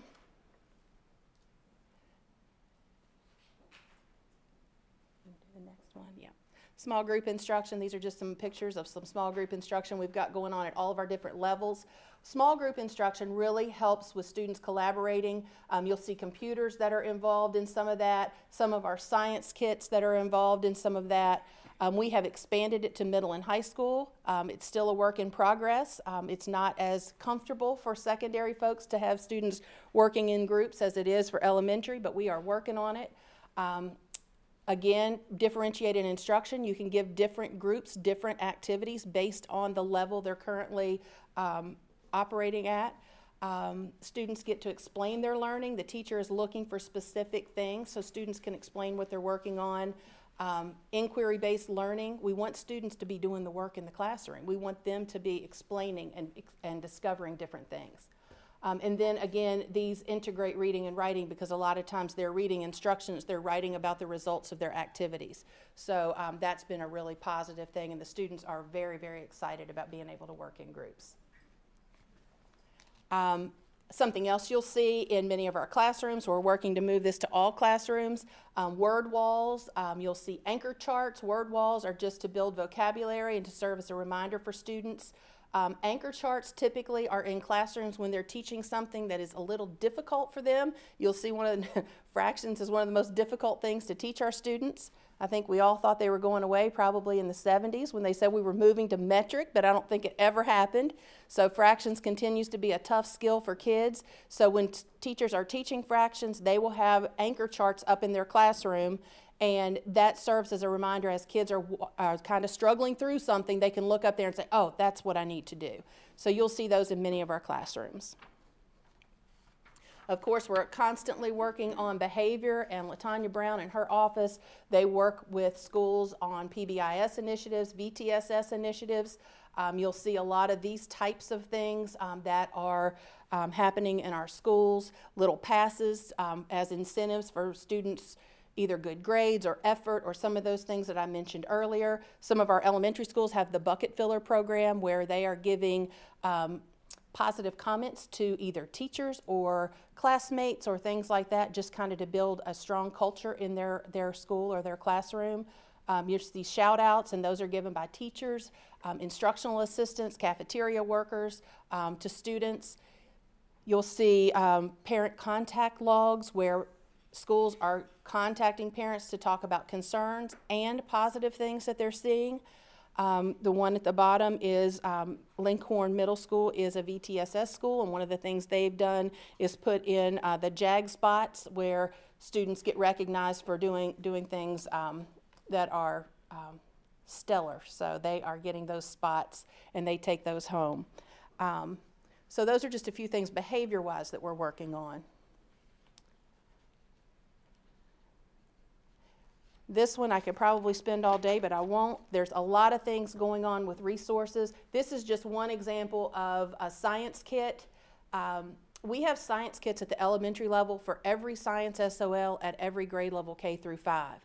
So when a teacher is ready to teach science, this is a science kit on magnets for kindergarten. That teacher gets not only a very detailed lesson plan, but they also get enough materials in their kit for every student to do an experiment with magnets. So we're not just reading about magnets, we're not demonstrating what magnets do. Students get these in their hands, so they're able to actually determine what happens when you have magnets in your hands. So those happen K through 5. We also have STREAM kits, science, technology, reading, engineering, arts, and math. We have a STREAM initiative that's actually elementary and secondary, and we have STREAM kits that are similar to these that we're working on as well. We have take-home reading kits, so we know that some students don't have print materials in the home as much, so we are giving take-home reading kits to students. School meals, we've got 13 schools that are CEP, the Community Eligibility Provision schools, where all students in the school get free breakfast and lunch. So that's a big benefit to a lot of our students. School supplies, you all see that every fall. We have big school supply drives to collect book bags, supplies. And not only that, but we're also giving students, one of the things a lot of people don't think about, socks and underwear for our students. That is huge, and that is one of the donations that we love to see come in, because that's a struggle for many of our families. So we get those, and counselors typically will distribute those to students who need those. Other things, of course, we've got mentors that are supplying different things for students.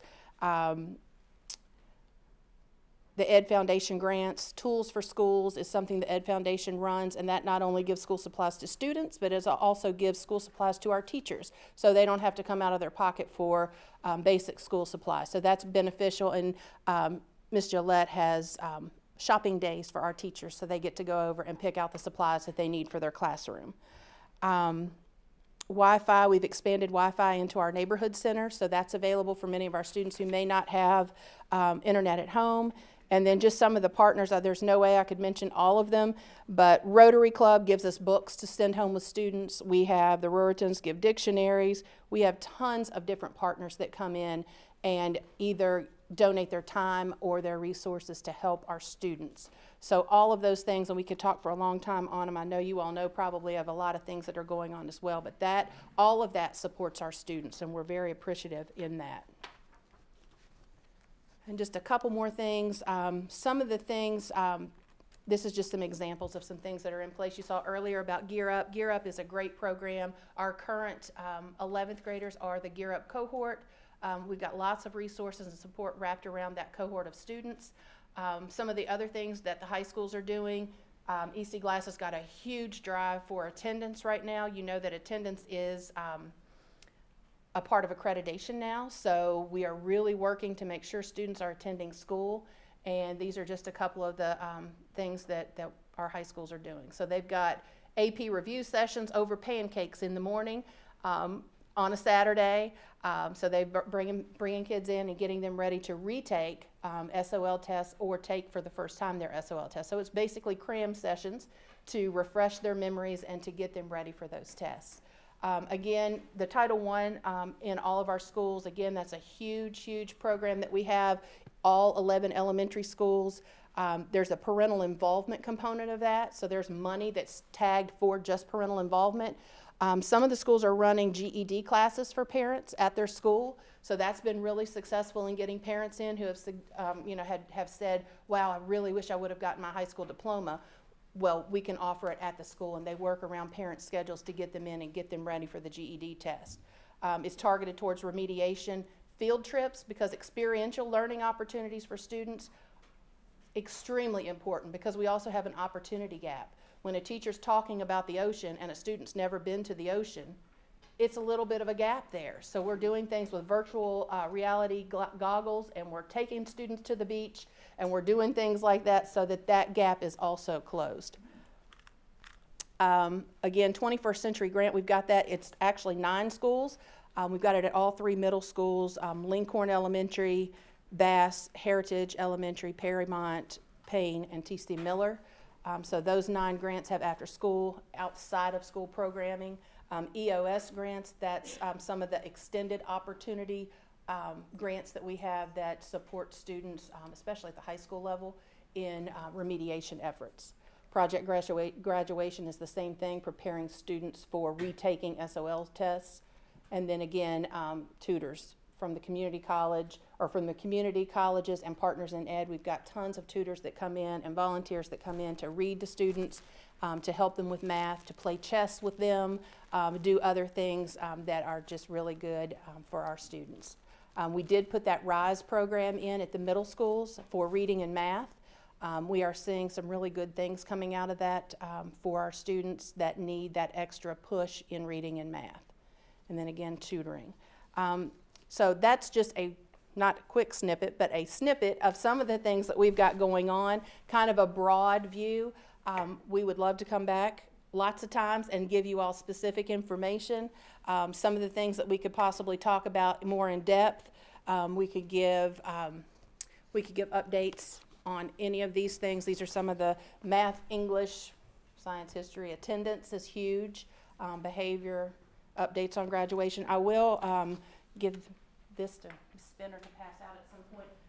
This is one of the sheets that we're using. The National Education Association has a really nice listing of things that are strategies for closing the achievement gap. A lot of the things are in place in our school division, so we were really pleased to see that. But there's still a lot of work that needs to be done. So we are working to do what we can to meet the needs of all of our students. So that's all I have. What do you all have for me? Ms. Evans? I just had a question. When you were talking about the schools in the red on that list that y'all were doing the reviews, and you talked about the individual SOL scores and going through each, are teachers required in those schools to do that, or are y'all, I just can't imagine when they're going to find the time to do that. Are y'all giving them that information? How is that being made sure every teacher is doing it? So those reports actually get sent from our testing company. Pearson gives those reports to the schools. When those go to the schools, they get divided out among either the grade level or the department chair, so math, whatever. Then it becomes a part of their PLC. So their PLC discussions, which is either 1 or 2 times a week, becomes working around those individual student data pieces to determine what strategies need to be put in place to meet their needs. Right, but we're not sure if every school's doing that kind of thing for every student. We're sure. Our supervisors have been in every single school's PLCs. So at one point or the other. So they're in the schools, they're in the PLC meetings, and they're on the school improvement teams. So they are doing that level of work in every school. And then it's going to the next grade, because SOLs are at the end of the year. So I'm assuming whatever we're doing in 3rd grade, a lot of this happens at the end when you get the score. So all this goes to the next grade teacher. Right. Correct? We give it to actually to both, because we want the teacher to know, wow, you had a class of 20 students and nobody knew how to capitalize, the first letter of a sentence. So we want to make sure that that teacher knows as well. And we don't only look at the SOL data, we get this level of reporting on other tests as well. But there's not a standard for each teacher to follow how to, there's not a notebook you need to keep, or you're just making sure each school is doing it. It's not a set way that you want them doing it. It varies by school and by department, just based on what type of data they have. Ms. Carter? Piggyback on Mrs. Evans' question my question was that the student detail by question is so valuable that you will be able to really look at exactly what that student needs to move to the next category or to step up. And that was my question. How are we using that? Do teachers have the time to implement that, to do that, level of detail for each student? They are. They are. They're doing that level of work. The counselors or the testing coordinators in the school, they're providing the teachers with what they need at the very beginning of the school year so that they have that information to inform their instruction as they move forward.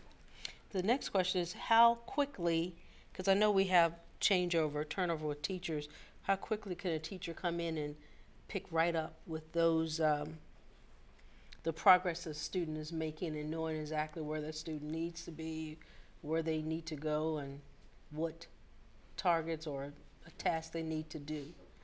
So we do pre-testing at the beginning of the school year. So we've implemented the student growth assessments. This year is the first year we've done that, which is a pre-test on what they're going to be learning for that particular year. So that gives a teacher a real good snapshot really in the first 2 weeks of school where that student is performing. Then they're pulling in all of that data as well on that student. We offer PALS testing, that's for kindergarten through 3rd grade, and other testing throughout the year. So we have different software programs. That's something we're working on at the end of this month, trying to get to more consistency with what programs we're using to measure success, so that when students are moving from school to school, that we'll have the same measure and the same language and the same progress around those students. Just two more real quick.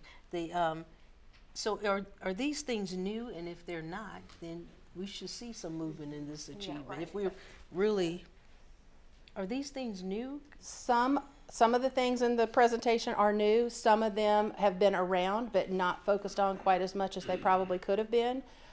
So a little bit of both. Yes. And you were talking about safety nets. What would you consider is 21st century an example of a safety net, and Title I Yes. also?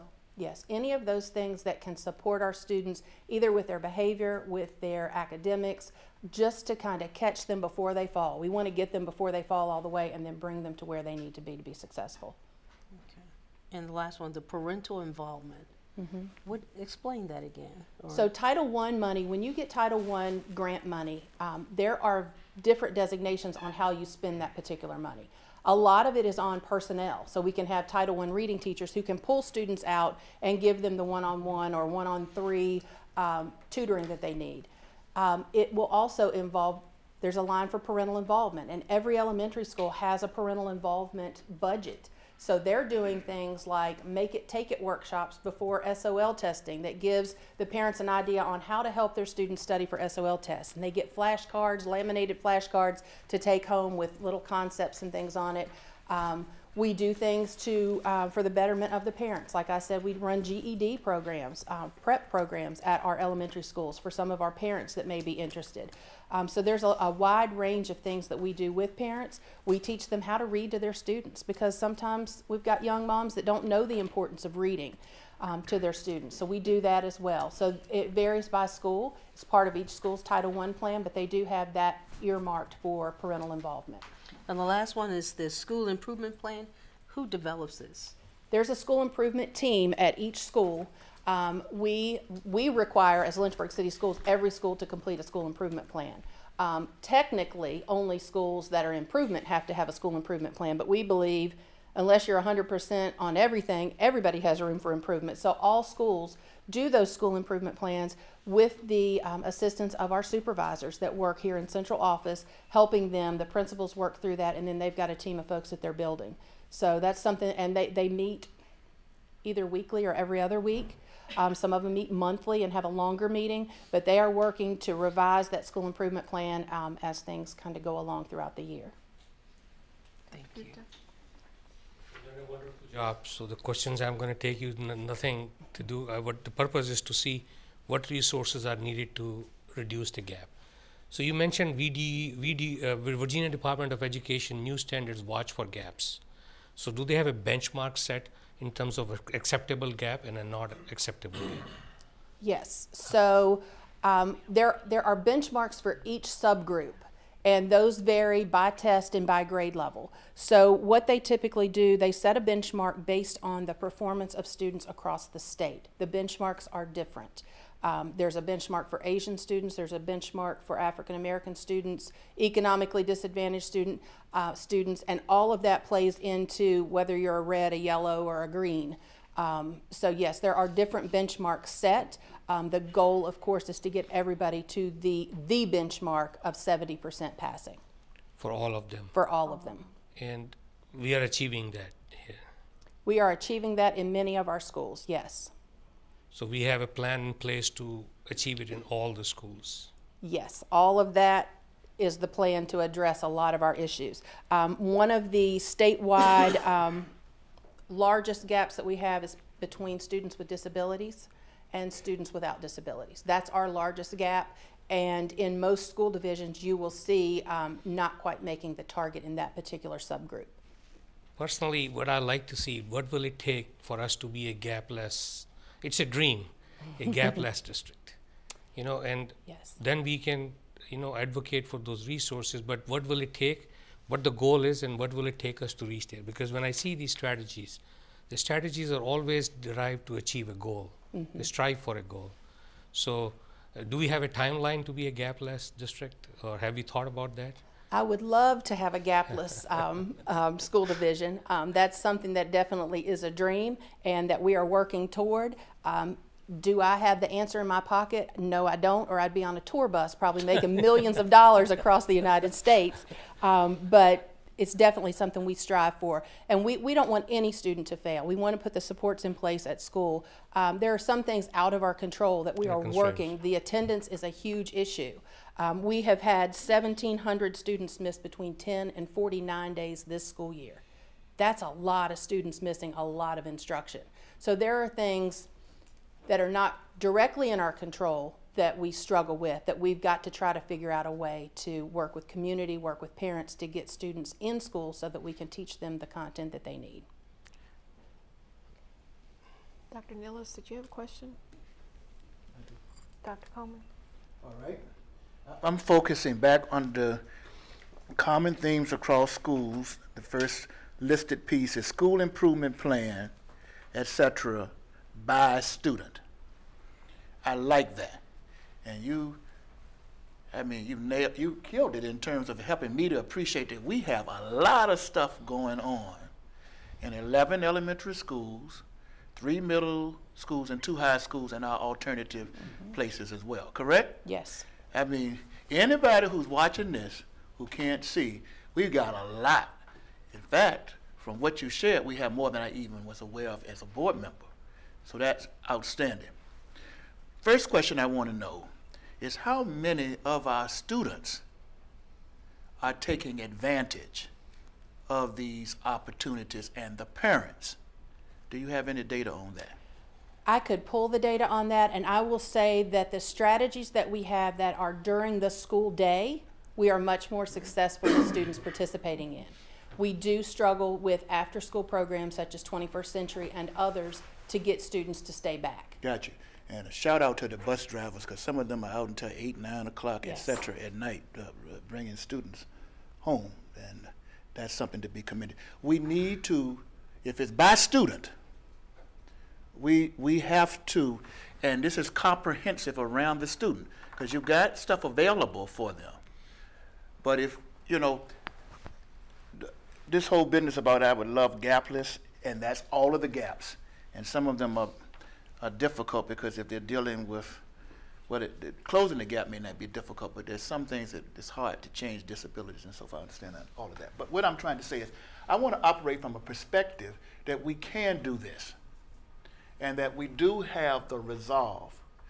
We've got 186 partners, is that correct? 186 partnerships? Roughly. So the resolve is there. What we got to do now is really focus on who are we reaching and who are we not reaching, what parents are we reaching and which parents are we not reaching. And I know most of this data is not accessible to the community as such, so I don't know how we get to this level. But I'm thinking that if we got all this going on, we shouldn't have some of the gaps that we have. So it's going to take something that is going to really work. And the next piece of this is actually figuring this out, not talking about it. Buildings opening up and using their space for whatever to get it done. Now, when you talked about the opportunity gap, I really appreciated you saying that. I personally really appreciated you saying that because I cringe. I'm grateful that the Board of Education and others are taking another look at this about SOLs, period. Because it's unfair for students to have to be tested on right information when they are very smart, but they just can't figure out how it's being presented to them in a certain way. If you brought it to them in another way, they could get it. And so that's another piece that we're going to have to work on with FACE is filling in the opportunity gaps by providing opportunities. And I'm concerned, do we have enough support for the FACE program? Families and community engagement. I love that I can remember it. I tell it to people every day because I can remember it. It looks good. It sounds good. FACE. Get in your face. So this is beautiful. The next level of this is how do we resource the resources so that they can get to the people who need it or get them to it. And do we have enough support? Now you've got, I don't know whether we have enough staff, Dr. Edwards. I mean, I can't talk about that. I know all this is budgeted, but I'm just concerned because I believe we can do something about this achievement gap. But if we got all this going on, just think about it, all of this going on, and we have these gaps, and one of them in particular is the achievement gap piece, then something's missing. Something is missing. And that deeper dive, we need to wrap our heads around and recognize that it's not just the classroom, it's before the classroom and after the classroom, and how we're going to connect the resources, how we're going to get resources to the resources so that they can get to the people and we can work that out. And we need to know who are we reaching, who's taking advantage, who's not taking advantage, and how do we target that one at a time. And then the last thing I want to ask is, can you help me one more time understand the accurate number of how many students we have? We've got two different numbers floating around. One includes, I guess, homeschool students, and can you help me with that? Mr. Beckles may be able to help with that a little bit more. ADM numbers versus membership numbers versus some of our numbers don't have pre-K involved, so. And I guess, yeah, I'm talking about enrollment, I guess, yeah. And then we know exactly how many students, I guess, that are being tested on one end, and then the other is just the total group. But if you're talking about, and I'm closing, that by student, we can sit around this board and hear all of these wonderful reports and then put all of that pressure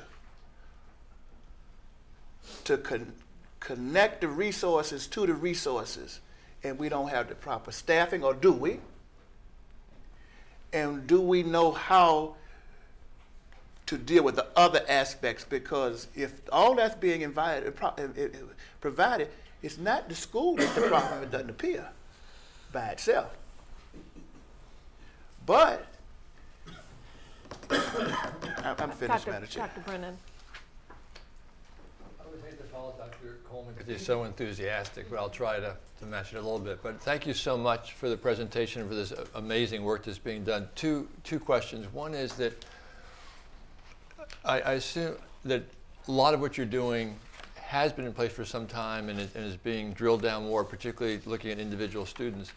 What do you think are the top things that are new that you're doing differently this year that you haven't done in the past that you think will have an effect? And then number two is that we're so used to seeing the SOL results when they come, you know, in the September. When you talk about future reports, I guess it's a two-part question. One is, you've mentioned this, but how do you follow the students, and can we get updates as you go along to give us a sense for how maybe particular schools are doing that are the ones that were in the column that are at risk? So some of the newer things that we're doing to answer that part, the data walls and the data disaggregation is more widespread than it has been. We have been doing that, but it's been pretty limited. So that definitely has spread. We are working with schools more closely. Our supervisors are working closely with the school improvement teams. So they're taking that content knowledge to the school improvement team, which has been helpful for our principals who are not always familiar with all 4 content areas. So that's been very helpful. And Dr. Edwards kind of lining us up that way has been very beneficial for the schools. Our school improvement planning process, we've had that in place for a while. We have tweaked it a little bit here and there. we are just trying to expand on good educational practices that we've had in place and trying to monitor those a little bit more closely than we have. The small group instruction is something new that the supervisors are really working with teachers on to get them more comfortable with doing that, especially at the secondary level. So that's something that's relatively new. LaTanya Brown's office, they're expanding a lot what they're doing with the behavior initiatives that are in place at the schools and moving more schools into the VTSS model. We had 2 schools, Lincoln Middle and EC Glass in. We're moving Sandusky Elementary, Heritage Elementary, Sandusky Middle, and Hutcherson Early Learning Center in as a cohort 2, and we'll continue to expand a few schools each year. So that's beneficial. And we're just really, we're trying to really figure out what's going on. And your comments about, yes, we get the one set of data in the fall. Yeah. We are monitoring students all along, and we could easily let you know what PAL scores are looking like and what some of our other test measures are looking like. In March, we will be giving the SGA2, which is Student Growth Assessment. Like I said earlier, we give that Student Growth Assessment 1 in the fall, and then we give the 2 in the spring. What we hope to see, of course, is huge progress because the students have been taught most of the content by March that they will have been exposed to. So those results we could easily share with you as we go along. But we're monitoring what I would like to see and what we're working on. Amy Pugh, the IT director, and some of her staff and our staff, we're working together. February 28th, I believe, 26th, the first meeting that we have with all elementary schools, we're trying to get down to the business of which programs evaluate student success in an appropriate manner, and how are we going to use that data to make us better. And we're looking for the research-based model that gives the biggest bang for our buck. What we're seeing, I couldn't come and give you all a report on math achievement, because at the elementary level I'd be giving you probably 11 different reports because we're kind of all over the place. They're all doing really great things and they're getting lots of data in, but it's different data. So we can't talk as the elementary school PLC on here's what math data looks like, because this school may be giving IXL and this school iReady and this school Study Island, and so there's all these different programs, and that's what we're working to grab and get a consistent measure of student performance throughout the year. I have one question. So looking at Heritage High School, academic review in math, are you satisfied with what's taking place there, and that's going? They were close last year, I know that. Yes, they missed it by less than a point. But not subgroups. We've got some work in some of the subgroups. Some of the subgroups, they do have some work to do. We were very pleased to see the alignment to the new standards. This year is the first year for the new math standards to be tested. So that's something that we've been working with principals and our supervisors going in to make sure they're teaching the right standards, because they get in that routine and they're so used to the ones they've been teaching for the last 7 years.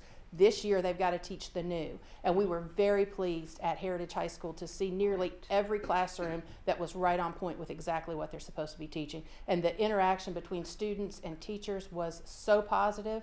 The kids were actually having fun in math class, can you believe that? So they really had a great time in math class. High schoolers were loving it, so it was good. And Paramount in science, you're seeing the same kind of progress. Yes, Paramount in science, we are seeing some progress. We want to see a deeper dive into the science resource kits that they have. That's something that they'll be working on. They were teaching the kits, but we want to see them teaching the entire kits and making sure that all the kids get their hands on the experiments. So we're working on that with all the teachers, but we did see some really good things there as well. Those kits really do address what needs to be taught. Yes, those kits are phenomenal. We are very fortunate to have those. And the teacher that puts them together. Yes, and Ann Berry is our half-time person that creates those science kits, and they are amazing. Dr. Gupta? You have not answered. So you go ahead first. Well, I'm just always, when I see these, when you have these presentations, I'm always impressed with how much activity is going on in the classroom. I think of my own personal output in an 8-hour day. It pales in comparison to what, our teachers are, and staff are doing for our students. So I'm really impressed, and I'm always appreciative of these updates. I'll be curious to see what you find out on attendance, because obviously you could have the perfect set of programs that perfectly align, not just with the SOLs, but with the needs of the students. But if they're not there to get it and they miss a lot, then they will lag behind. And it's something we see in our discipline committee appeals. More often than not, those kids that are in deep trouble have high absenteeism, so it's indicative of a lot of issues. And I also say this as a parent of a child who was academically smart, never got in trouble. She didn't like to go to school, and she was a chronically absent as well. So that's going to be a tough one to get at. So I'll be curious to hear some of the things that you find out about causes and possible solutions. Dr. Ms. Mason. Dr. Bruce, I just wanted to thank We you need to for wrap it up, then. that presentation and all of the detail. But what I guess really touched me when you were going through the reports, detail students by name, you know, that it really speaks to our mission, every student by name and by need. And that just really warms my heart.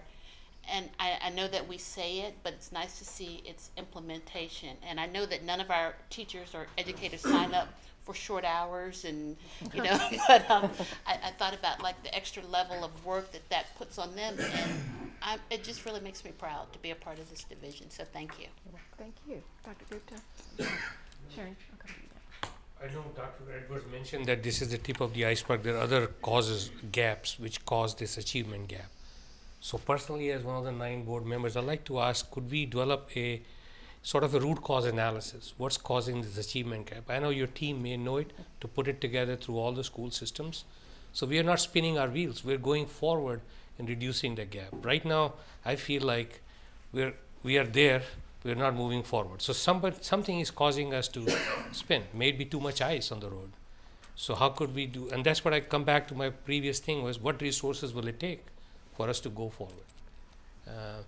So sort of a plan, action plan, a targeted action plan, where are we going and what will it take us to go there? Not just 70, 72, you know, a target for next year and the year after. And I think the strategic plan will be a really good start in addressing a lot of that. And some of that's underway. I'm going to speak to one of the biggest gaps we have with poverty in the city. And poverty in the city is not something the school division has caused. And you know, we talk about our free and reduced lunch and the fact that our kids get breakfast and lunch. And through the efforts of Ethel and some of our community groups and Food for Thought, we are trying to send home weekend backpacks with children. It's very difficult to learn if you're hungry. And even more difficult if you don't have a place to lay your head at night. So to the answer of your question of what's my action plan for that, I'd love to say that I'm building low-income housing everywhere, and I'm going to make sure every family has, every kid has his own room with a desk, a bedtime. That's out of my control, and I know that that is one of the things that will help. Every kid gets up in the morning and eats breakfast. Every kid gets 8 hours of sleep. There are some things that are out of my control. Every child, as he walks home or is in his own family, does not have to fear any adults. And we know that's not true either, that, you know, we do have some kids in some circumstances. If I had the power of superintendent to control all of that as part of the way that I would eliminate gaps, I would certainly do that. But I know that I can't. However, you know, as we said earlier, we're trying our best to work within the city resources to make sure that, you know, if I'm an 8-year-old and my parents are struggling because they don't have a car to get to their job and they now lost their job, that's a problem that I'm taking to school. It's in my backpack. I may not be concerned about math at that time. That contributes to the gap, and it's not the child's fault, and it's not the school's fault either, but it's something that we need to address. So when I talk about the other gaps in the gap pack, we have to be realistic to say that, you know, schools, we used to be an academic institution. We are bearing much more of the social needs of kids. We have become the counselors, the clinicians, the social workers. We have day treatment in our schools. We have medical programs in our schools. And all of that takes away from the old reading, writing, and arithmetic time that we have, but it's all necessary for some of our kids while we, and I give our teachers tremendous credit, while you're dealing with a child who needs day treatment, you're trying to enrich a gifted student who's sitting right next to him. It's a deep, difficult task it's a heroic task for the amount of money that we pay teachers to do this job. And it's not an 8-hour job, because when you're home, you're thinking about planning the next day or finishing up the day that just happened.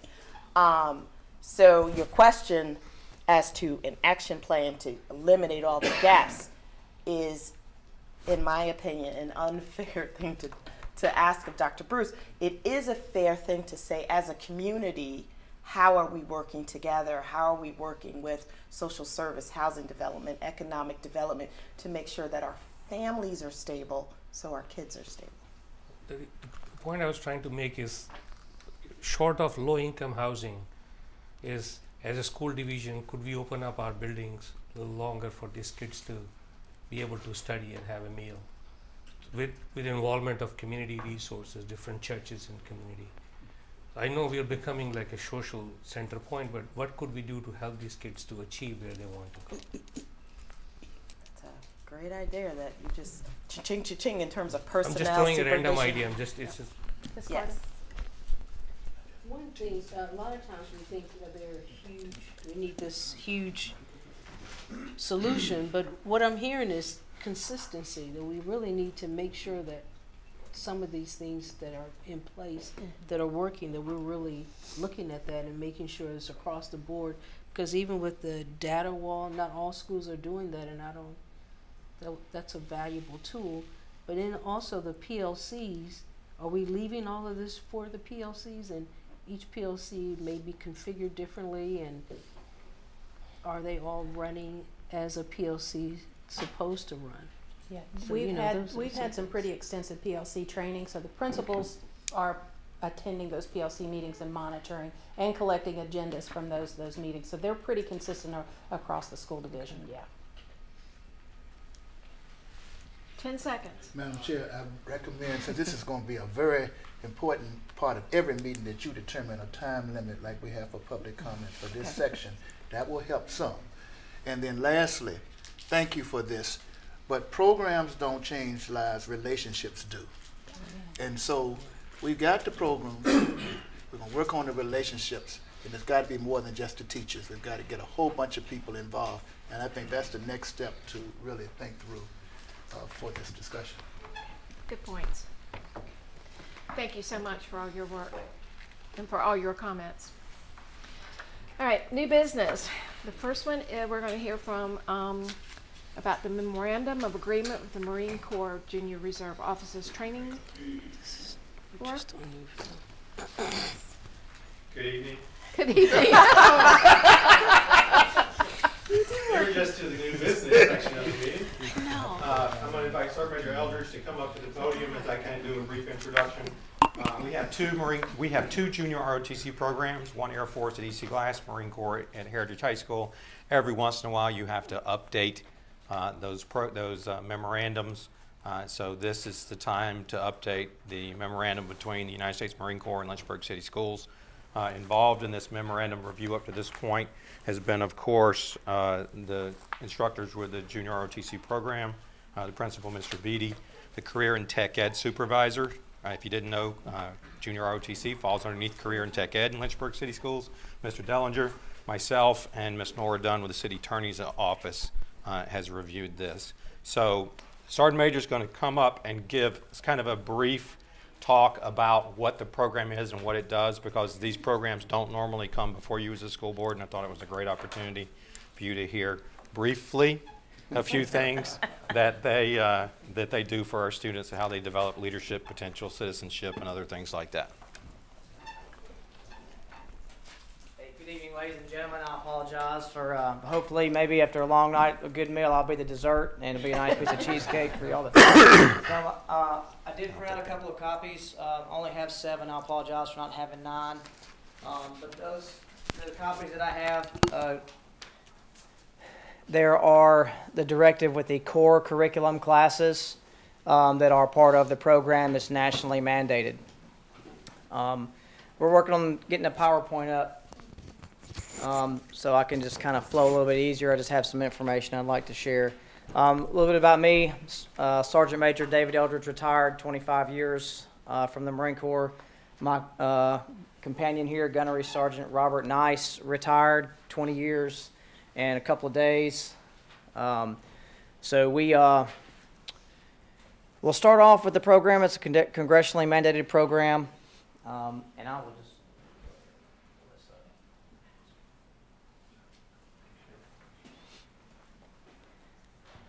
so I can, if it pleases the members, I can send this out to them separately, that you can take a look at your own leisure.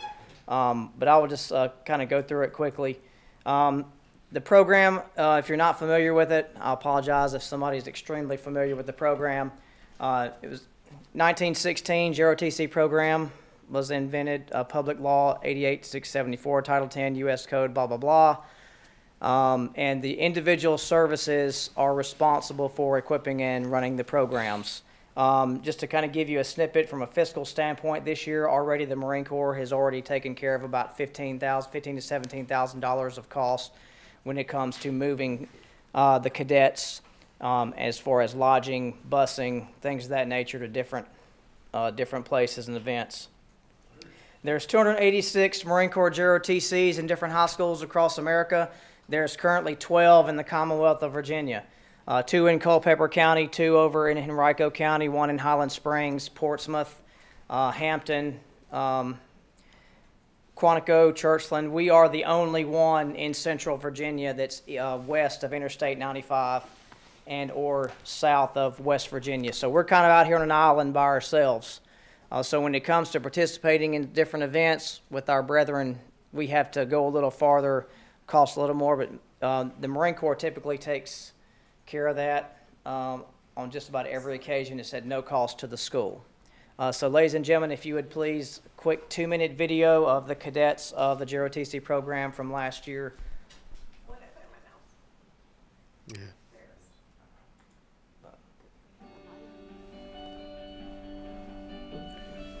Hit the lights, Christine.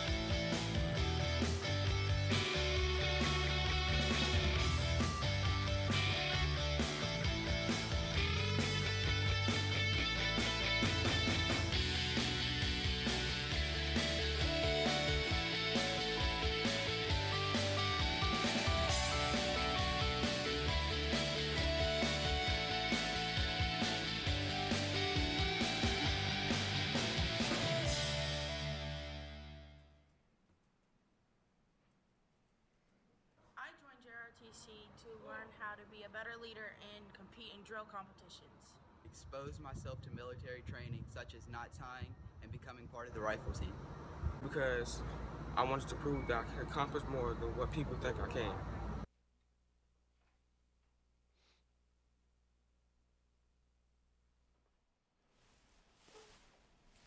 Okay, so as we go forward, I would like to say first and foremost, we are not affiliated with recruiting commands of the different services.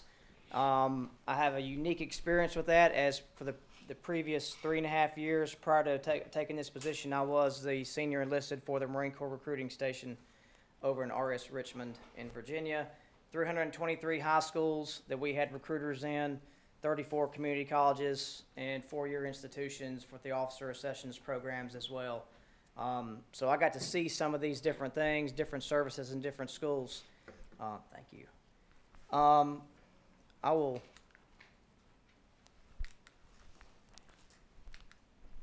move us forward here. So legally, the program is offered in high school must be no less than 3 years. Each year the program contains 180 hours of leadership instruction and application.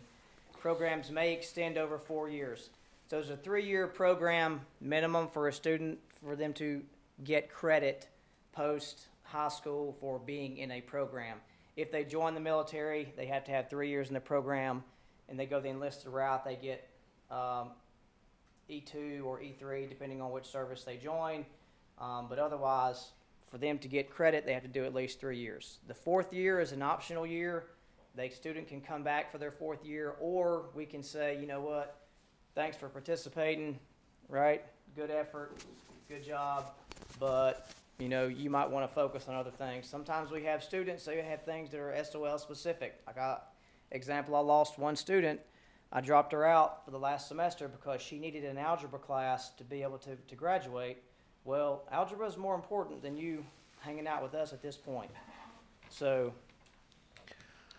the mission of the JROTC: develop informed and responsible citizens, develop leadership skills, strengthen character, promote understanding of basic elements and requirements for national security, help form habits of self-discipline, and develop respect for and of understand of the need for constituted authority in a democratic society. So it's not just about military. We do a lot of leadership, a lot of citizenship. It's kind of hard to see, but there's the basis of the program, how many hours per year. Leadership, citizenship are huge in the program. Really, the 2nd year in the program is when they get the large bulk of the leadership and citizenship. The 1st year in the program is really an introduction. During that introduction, a lot of the classes we get coincide with the state requirements for the health classes. We do personal hygiene. Unique experience for myself and my colleague here. We are both school-trained substance abuse counseling officers. That was you don't always get that. That was just an extra snippet. We found that out by accident. Hey, I'm a SACO, you're a SACO. Awesome. So when we teach these classes, it flows like butter. So that's a rarity. So we're also both trained combat lifesavers. So along with the young lady's presentation earlier about, you know, doing a lot of the stuff in school and teaching, you know, how to react to traumatic events and injuries and things of that nature, we're used to it. We're trained in that aspect as well. General military subjects, it seems like it's very large, but it's actually a lot more of the drill and the rifle and the physical fitness, the personal hygiene, the health classes, and a lot of that stuff that's already incorporated into our program is very huge. And we start that off early and move it as they go forward. Enrollment requirements for the program: to be enrolled in the school, attending a regular course of instruction at the school where the unit is located.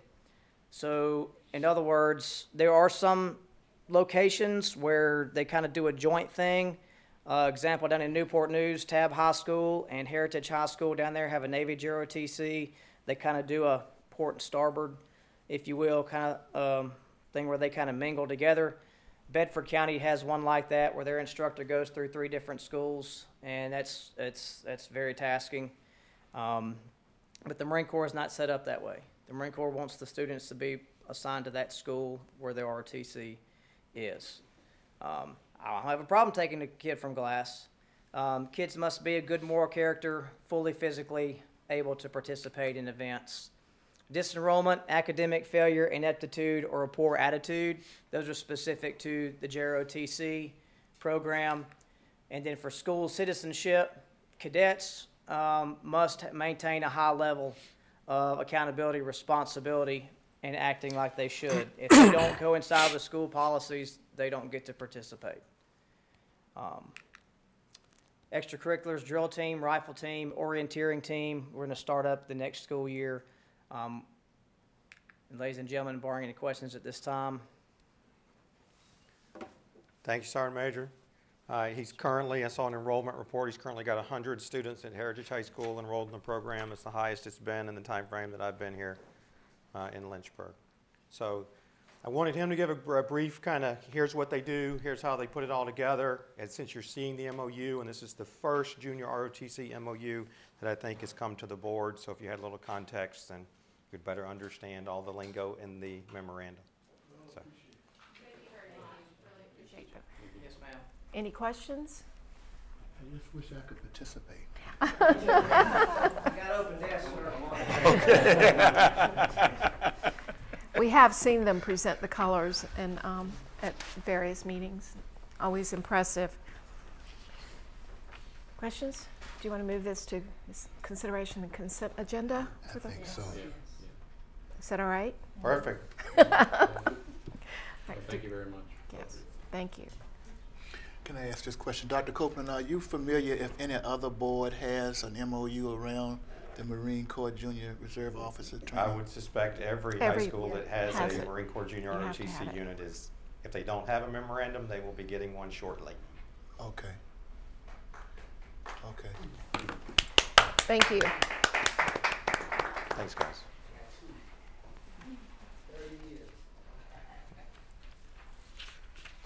All right. The next one is a very short item. Let me check the time. Lynchburg City School Board Personnel Policies and Regulations, Section 5 Personnel. A lot, but a lot of it is just terminology and converting to VSBA policies. Dr. Copeland? So for the next 3 hours, we'll be going through the page by page of the policy manual. This is part 3 of the personnel policy conversion. This is the result of over 2 years worth of hard work between the personnel team, the finance team, the legal team, board members, and everybody else. So I need to give a little bit of a basic understanding for those of you that haven't been through one of my policy things about how these large packets are set up. So within the packet itself is a table of contents, and in that table of contents it shows what the current policy is in the left-hand column, the page number you can find that on, and its corresponding replacement policy or policies, because sometimes there might be more than one that replaces an old one. That's on page 93 of your book. Within that list that's there, if you didn't already pick up on it, 8 of those policies that are in the VSBA equivalent column you have already approved at one point in time in the past.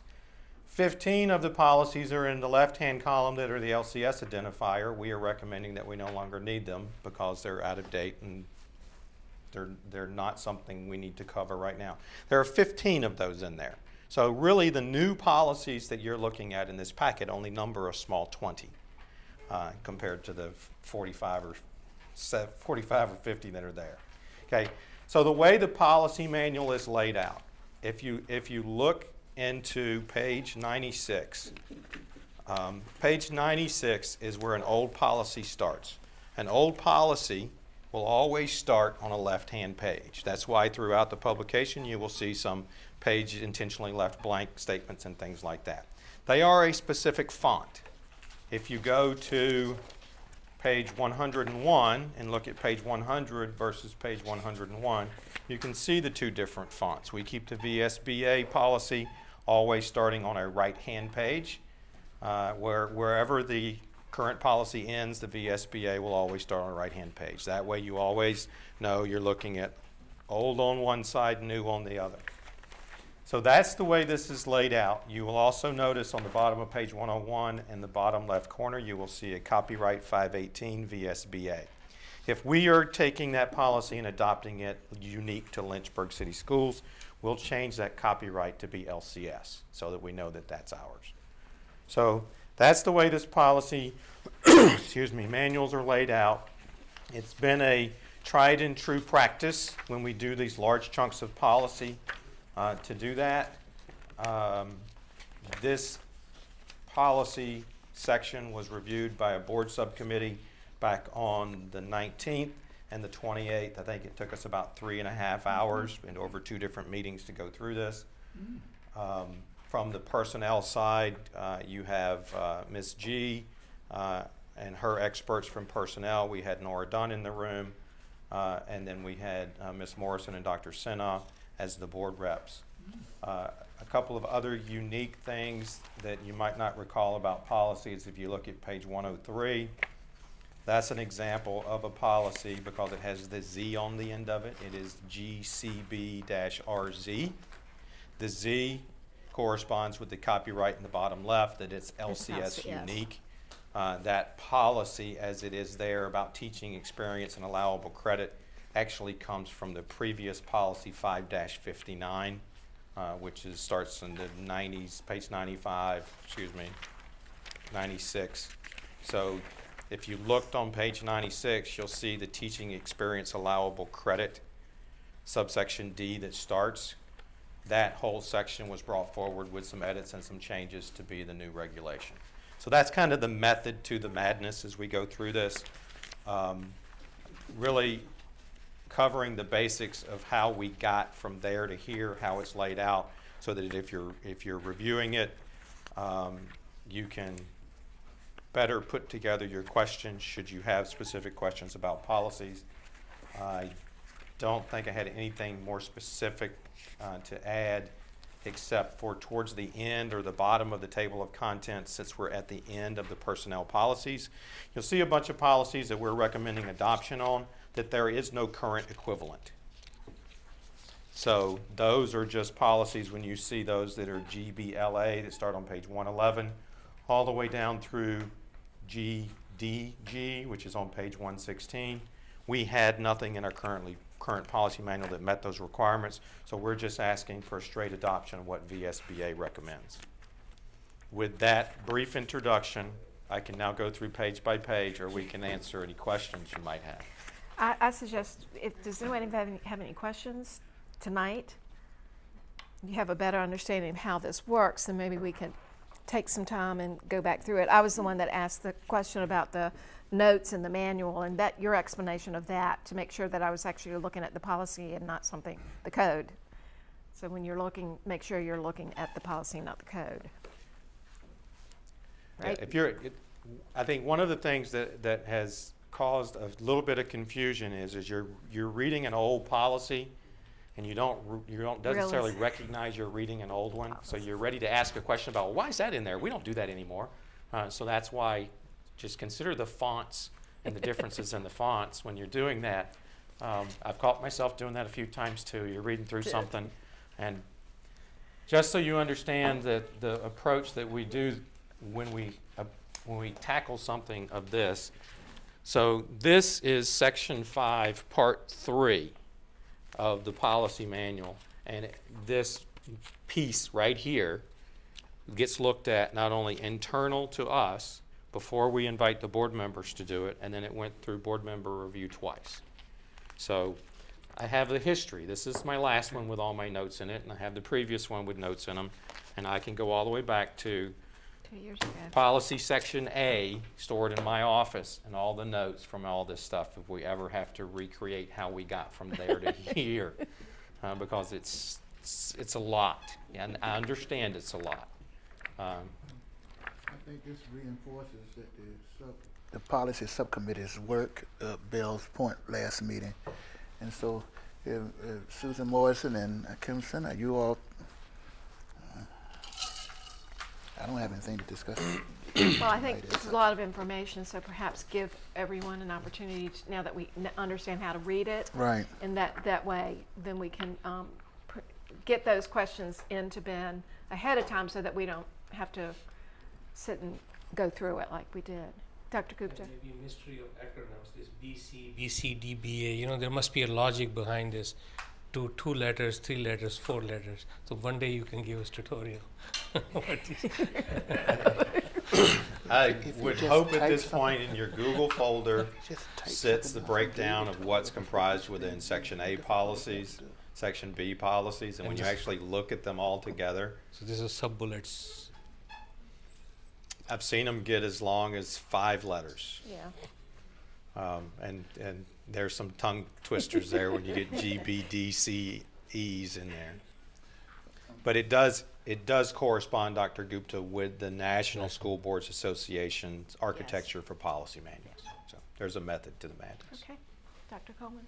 Madam Chair, I would like to request not a cheat sheet, but just a little sheet that would explain out what you just said or anything we need to know, and then you don't have to take the time to do that, and we can have that along with other pertinent things we need to be able to be efficient in what we're doing. It's already on page 95. Well, good. Yeah. Okay. Any additional questions or comments? This is just for information. I would say bring this copy with you next time so that we don't have to recopy all this. Is that what you're thinking? I would love to do that. I mean, this is a lot of paper. I realize this is a lot of paper, but this is very helpful to have this physically in hand. Yes. I've tried to do this like on my iPad. It's like it's very hard. It's insane to even try it. I don't even try it anymore. No, I need, but instead of reproducing this for next time, bring it. So, Absolutely. If there are questions, I would prefer to have questions sooner rather than later. Yeah. Because if there are not a lot of questions, it would move us along greatly if you'd approve this in March versus having to talk about it again. Right. Well, it's up for action on 3/5. Yes, ma'am. But questions sooner than later is what we need. Thank you. Last new business, the K-12 mathematics textbook adoption.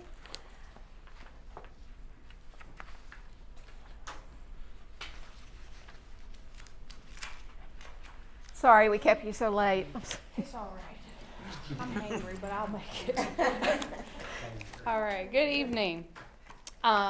So in early 2018, the VDOE released their approved mathematics textbook lists. In the elementary schools, there's only 2 choices. We could either do Houghton Mifflin Harcourt Go Math or Pearson Envisions. The last time LCS adopted and purchased a math textbook, it was 2003. Mm-hmm. We have had 2 standards of learning changes for mathematics since then, one in 2009 and then the newest ones in 2016. So in spring of 17-18, a K-2 and a 3-5 teacher from each of the elementary schools was nominated by their principal to serve on the core textbook review committee. This core group was comprised of teachers with all levels of experience so that we could get feedback from veteran teachers on what kind of resources would best meet the needs of our students, but also from new teachers so that they would have the support that they needed to make sure that they're meeting the needs of our students as well. So we surveyed this core group to find out what criteria would be important to them in finding the right resource for math in Lynchburg City Schools. We used guidance from the VDOE and what criteria they use for choosing the textbooks that they recommend, and then our own philosophy and vision of mathematics instruction in Lynchburg City Schools. So from that, we created an evaluation rubric tool. This fall, math samples from both of the textbook companies were sent out to every elementary school along with those evaluation rubrics so that each individual teacher or grade level teams could give us their feedback. I got their feedback. Pages and pages of feedback here.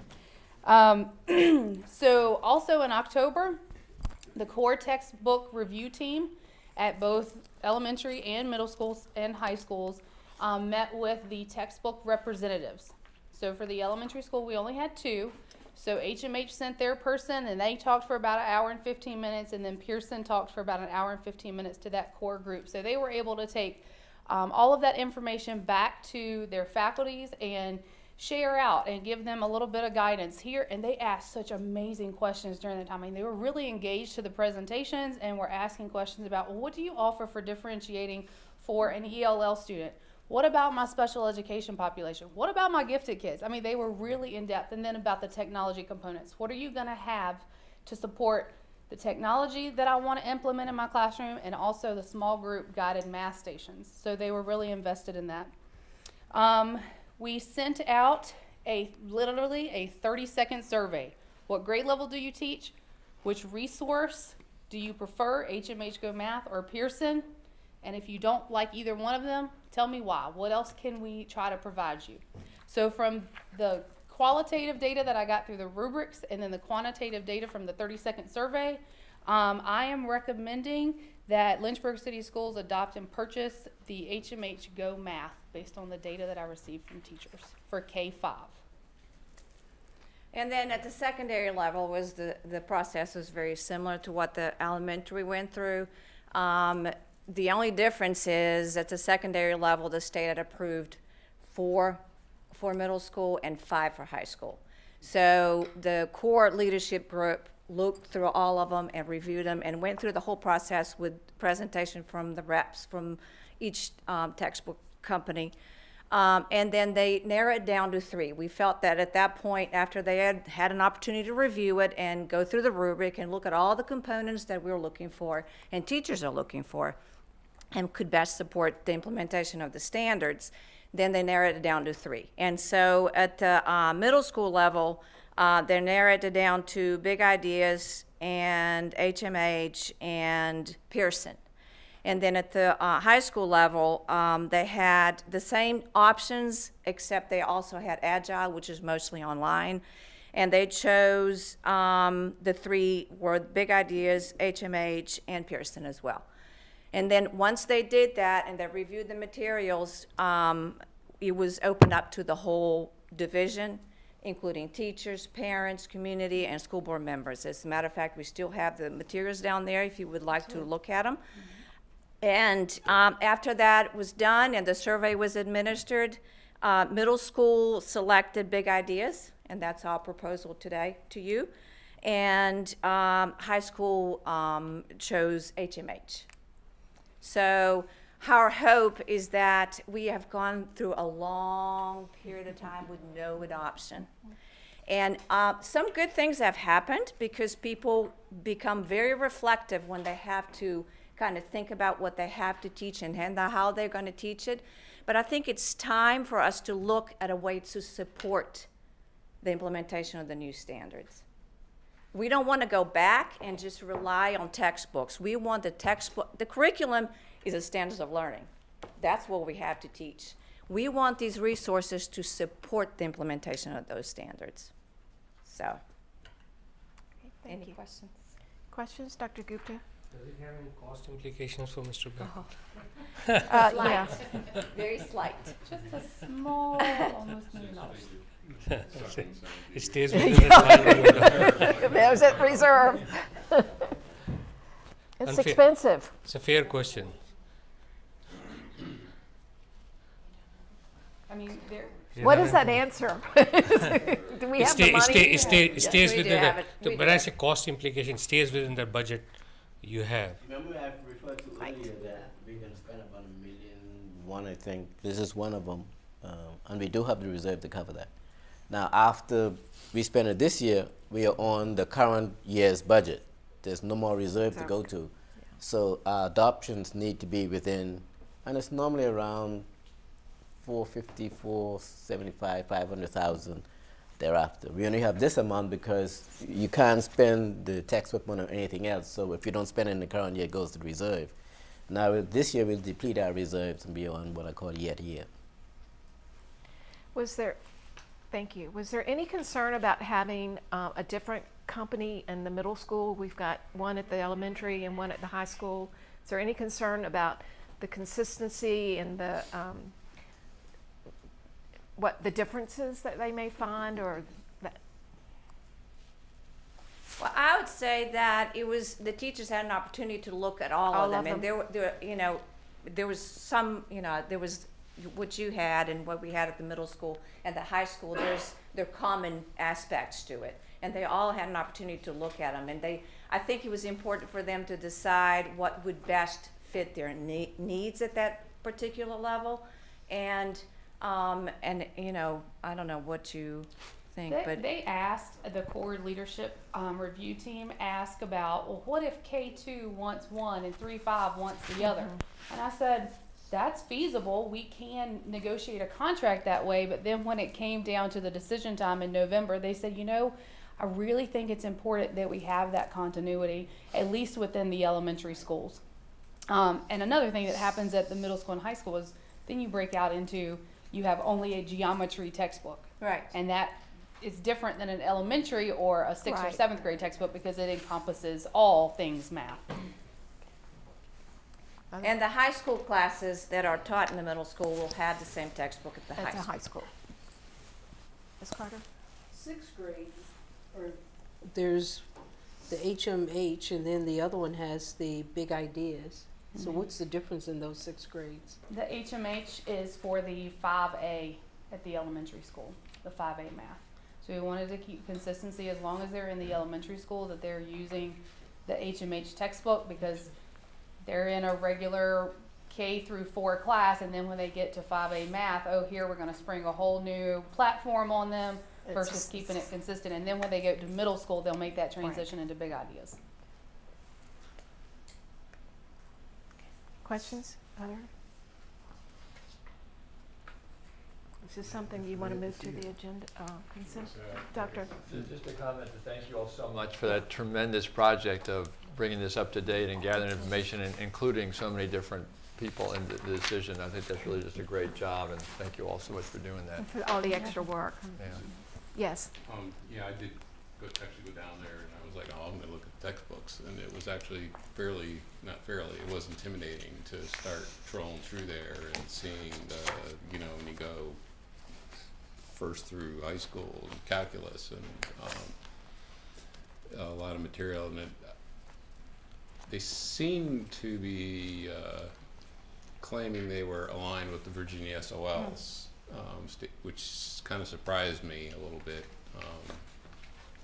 because we're only one state and they're national publishing houses. What was was there a sense that the ones that we picked or you recommending really do align well, or is this just sort of the best of the litter, so to speak? Well, of course, we're using ones that the state recommends. You do have the option to choose something else. So we're using the ones that the state has recommended. From the 2 for elementary, I do feel like HMH, they have supplemental resources for the teacher to kind of fill in those gaps where their textbook may be missing things. And it is kind of a unique situation because most of the rest of the United States is Common Core. So they, create a textbook that says it's Virginia aligned. Of course, with any textbook resource, there are going to be pieces that are missing. But I think that's where, Dr. Bruce was talking about the PAR guides and the instructional resources. And we're not saying, get the textbook and you start on page 1 and you teach to page 180 or 360. It's saying, okay, here's another resource in your toolbox. You also have what's in the PAR guide. You have good teacher things that you've created yourself. I've got to teach SOL 3.5. How do I pick and choose and borrow from all of those resources to make the best learning experience for my students? Right. As a matter of fact, that's exactly what we want them to do. We want them to look at the PAR guide and look at the standards and then go to the textbook, not the other way around. And as a matter of fact, the very first question on the rubric was, are these aligned? And so people had to be very reflective about answering that question before they move forward to all the other components. Right. But it's, like you said, it's important. Additional questions, comments? Is this something that you all feel comfortable moving to the consent agenda? Yes. So we'll do that. Great. Thank you so much. Thank you. Okay. Superintendent's comments. Okay, for the next 3 hours, we'll be talking. minutes. That'll be Thursday. 3 minutes. All right, so I'm going to significantly cut some of the things that I was going to share with you. I do want to give a big shout out to a very patient person who is sitting in our audience, and that is Angel Garcia Ablanca, who is our new transportation director. I should have called you out earlier. You might have been able to scoot out. But we wanted you to get the LCS experience of what a full board meeting's like. So thank you. We're very happy to have you here with us. Pre-K, I'm holding up my little pre-K registration. Thanks to Tish Farrow, Willis, and team, really working on our pre-K registration, marketing for our eligible 3- and 4-year-olds. There's going to be a lot of changes coming down a pre-K way, including curriculum if you want to check out some pre-K curriculum. And there's 6 of those to look at, along with some observation things to improve consistency. Thank you, Ms. Carter, for calling out the word, which is really the one that we're focusing on, consistency. Couple shout outs to the scholars I had lunch with at LMS, the students, and the Golden Poets at Dunbar Middle School. I have a special heart for middle school kids, so just being able to celebrate success with them has been wonderful. Food for thought, as I quickly mentioned, our weekend backpack program is underway in all of our schools. We opened it up to whoever, self-select and qualifying, so that has been going on, and I don't know if I need to add anything else, and Ethel's giving me the go-ahead with that. There was a little mention about VTSS, of Virginia Tiered Systems of Support, and training. Again, going back to that word consistency, and I'm sure Ms. Brown would love to hear that word being used more often in terms of our approach to providing supports to students in our buildings. And some of the VTSS stuff that I have seen has been absolutely fantastic in the way that the teams and the staff have embraced teaching a total child. They've had 2 trainings, and they have their next one coming up in March. Budget. We have met, and I held everybody captive in room 206 all day without breaks, but I did feed them, to meet with all of the principals to do our preliminary budget review from a staffing lens. We did the secondary and the elementary principals. We will do program directors. We're also going to shift to look at resources and supplies, but staffing is the biggest part of our budget. So we spent considerable time looking or talking with building principals and their teams in terms of our staffing needs and do we have the right people there. There has been lots of chatter of late about the governor's proposal for salaries, and I just want to remind everybody we did a great job from August to December working on pay schedules, and when we had the 3% salary proposal from the governor, which we had to come up with the 3% for non-SLQ funded staff members. It looks like there's a very likely chance that that's going up to 5%.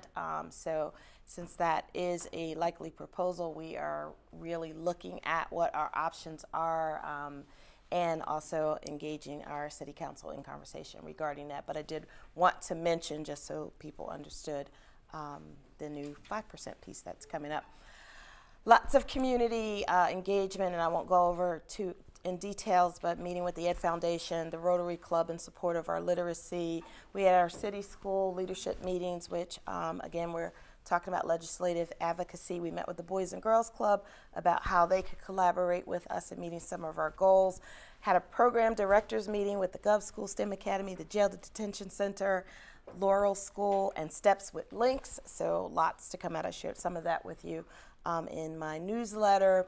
And I participated in 2 Black History Month celebrations, one at White Rock Church and one put on by the city.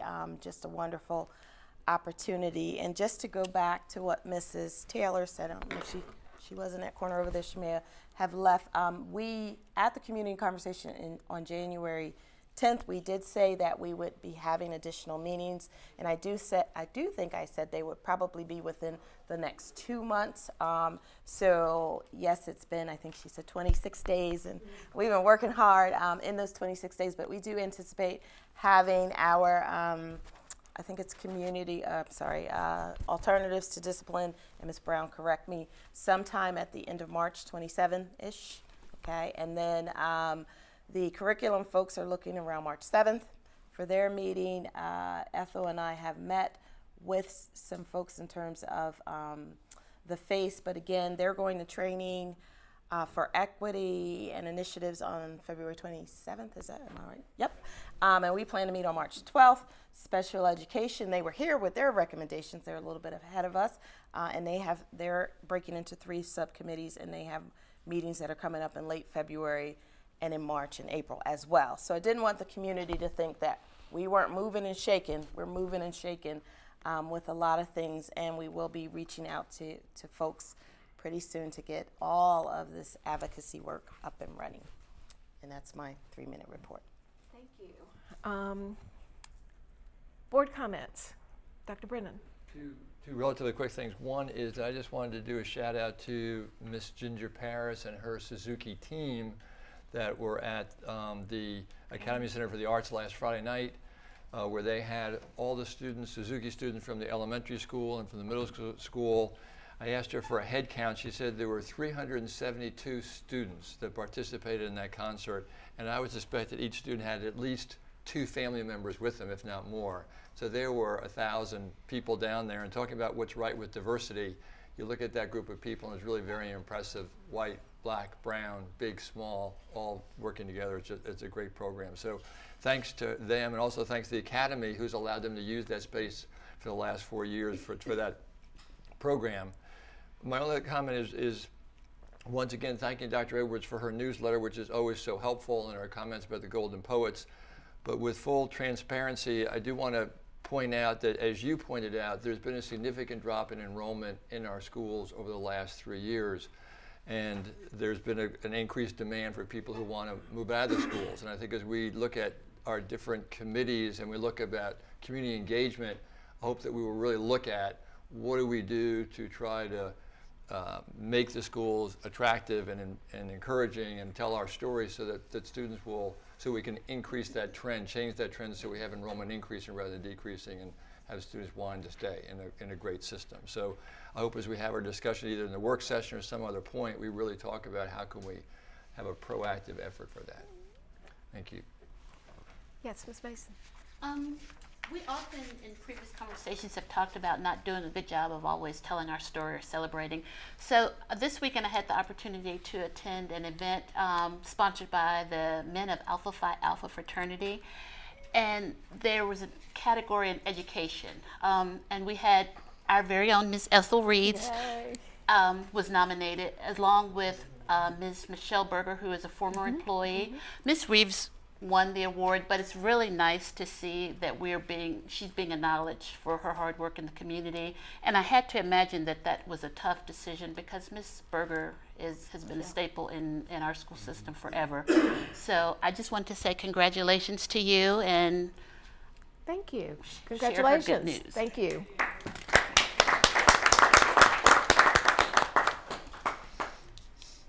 Ms. Carter?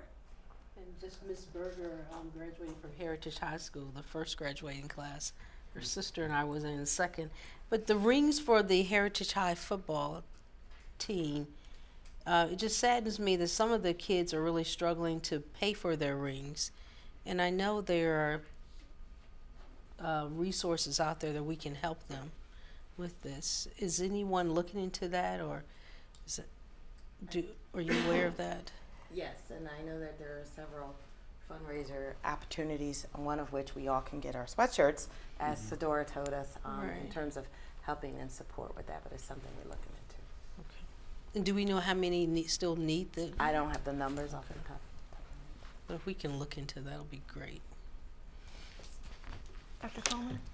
Madam Chair, depending on whether we're having our work session Thursday or whenever the board so pleases, I'll go over the report that I brought back from the Capitol Conference.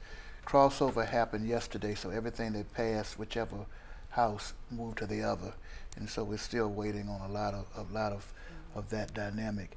And I'm pleased also March the 18th, I'm hoping all 9 members, if possible, I understand that, depending if it's a school night, I understand all that, that you can come for the spring networking session, which will be at Liberty Middle School on March the 18th in Bedford County.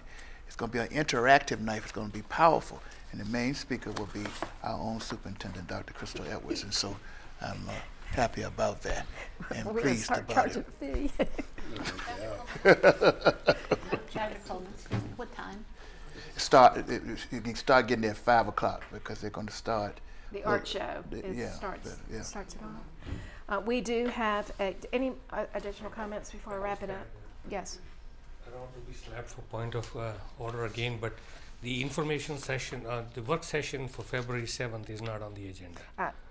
Well, did we have to amend the agenda to include that, or? no, because it was last week when it was canceled. It was announced that it would be this Thursday, when the announcement went out last week, that it was canceled due to the weather, but it was rescheduled for this Thursday at 5 o'clock. So that's this Thursday at 5 o'clock. There's a student discipline committee meeting tomorrow at 5 o'clock. And the next board meeting is March 5th.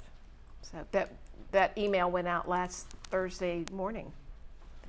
So will we have will have information about the work session since it's not in the agenda? Yeah. Yes. It was immediately posted to our So website. It's on the website. It's on the public domain. Yes. Yes, and we got to this is what's posted, what we're going to look at. Okay. All right, any additional comments? Then we are adjourned. Well, good.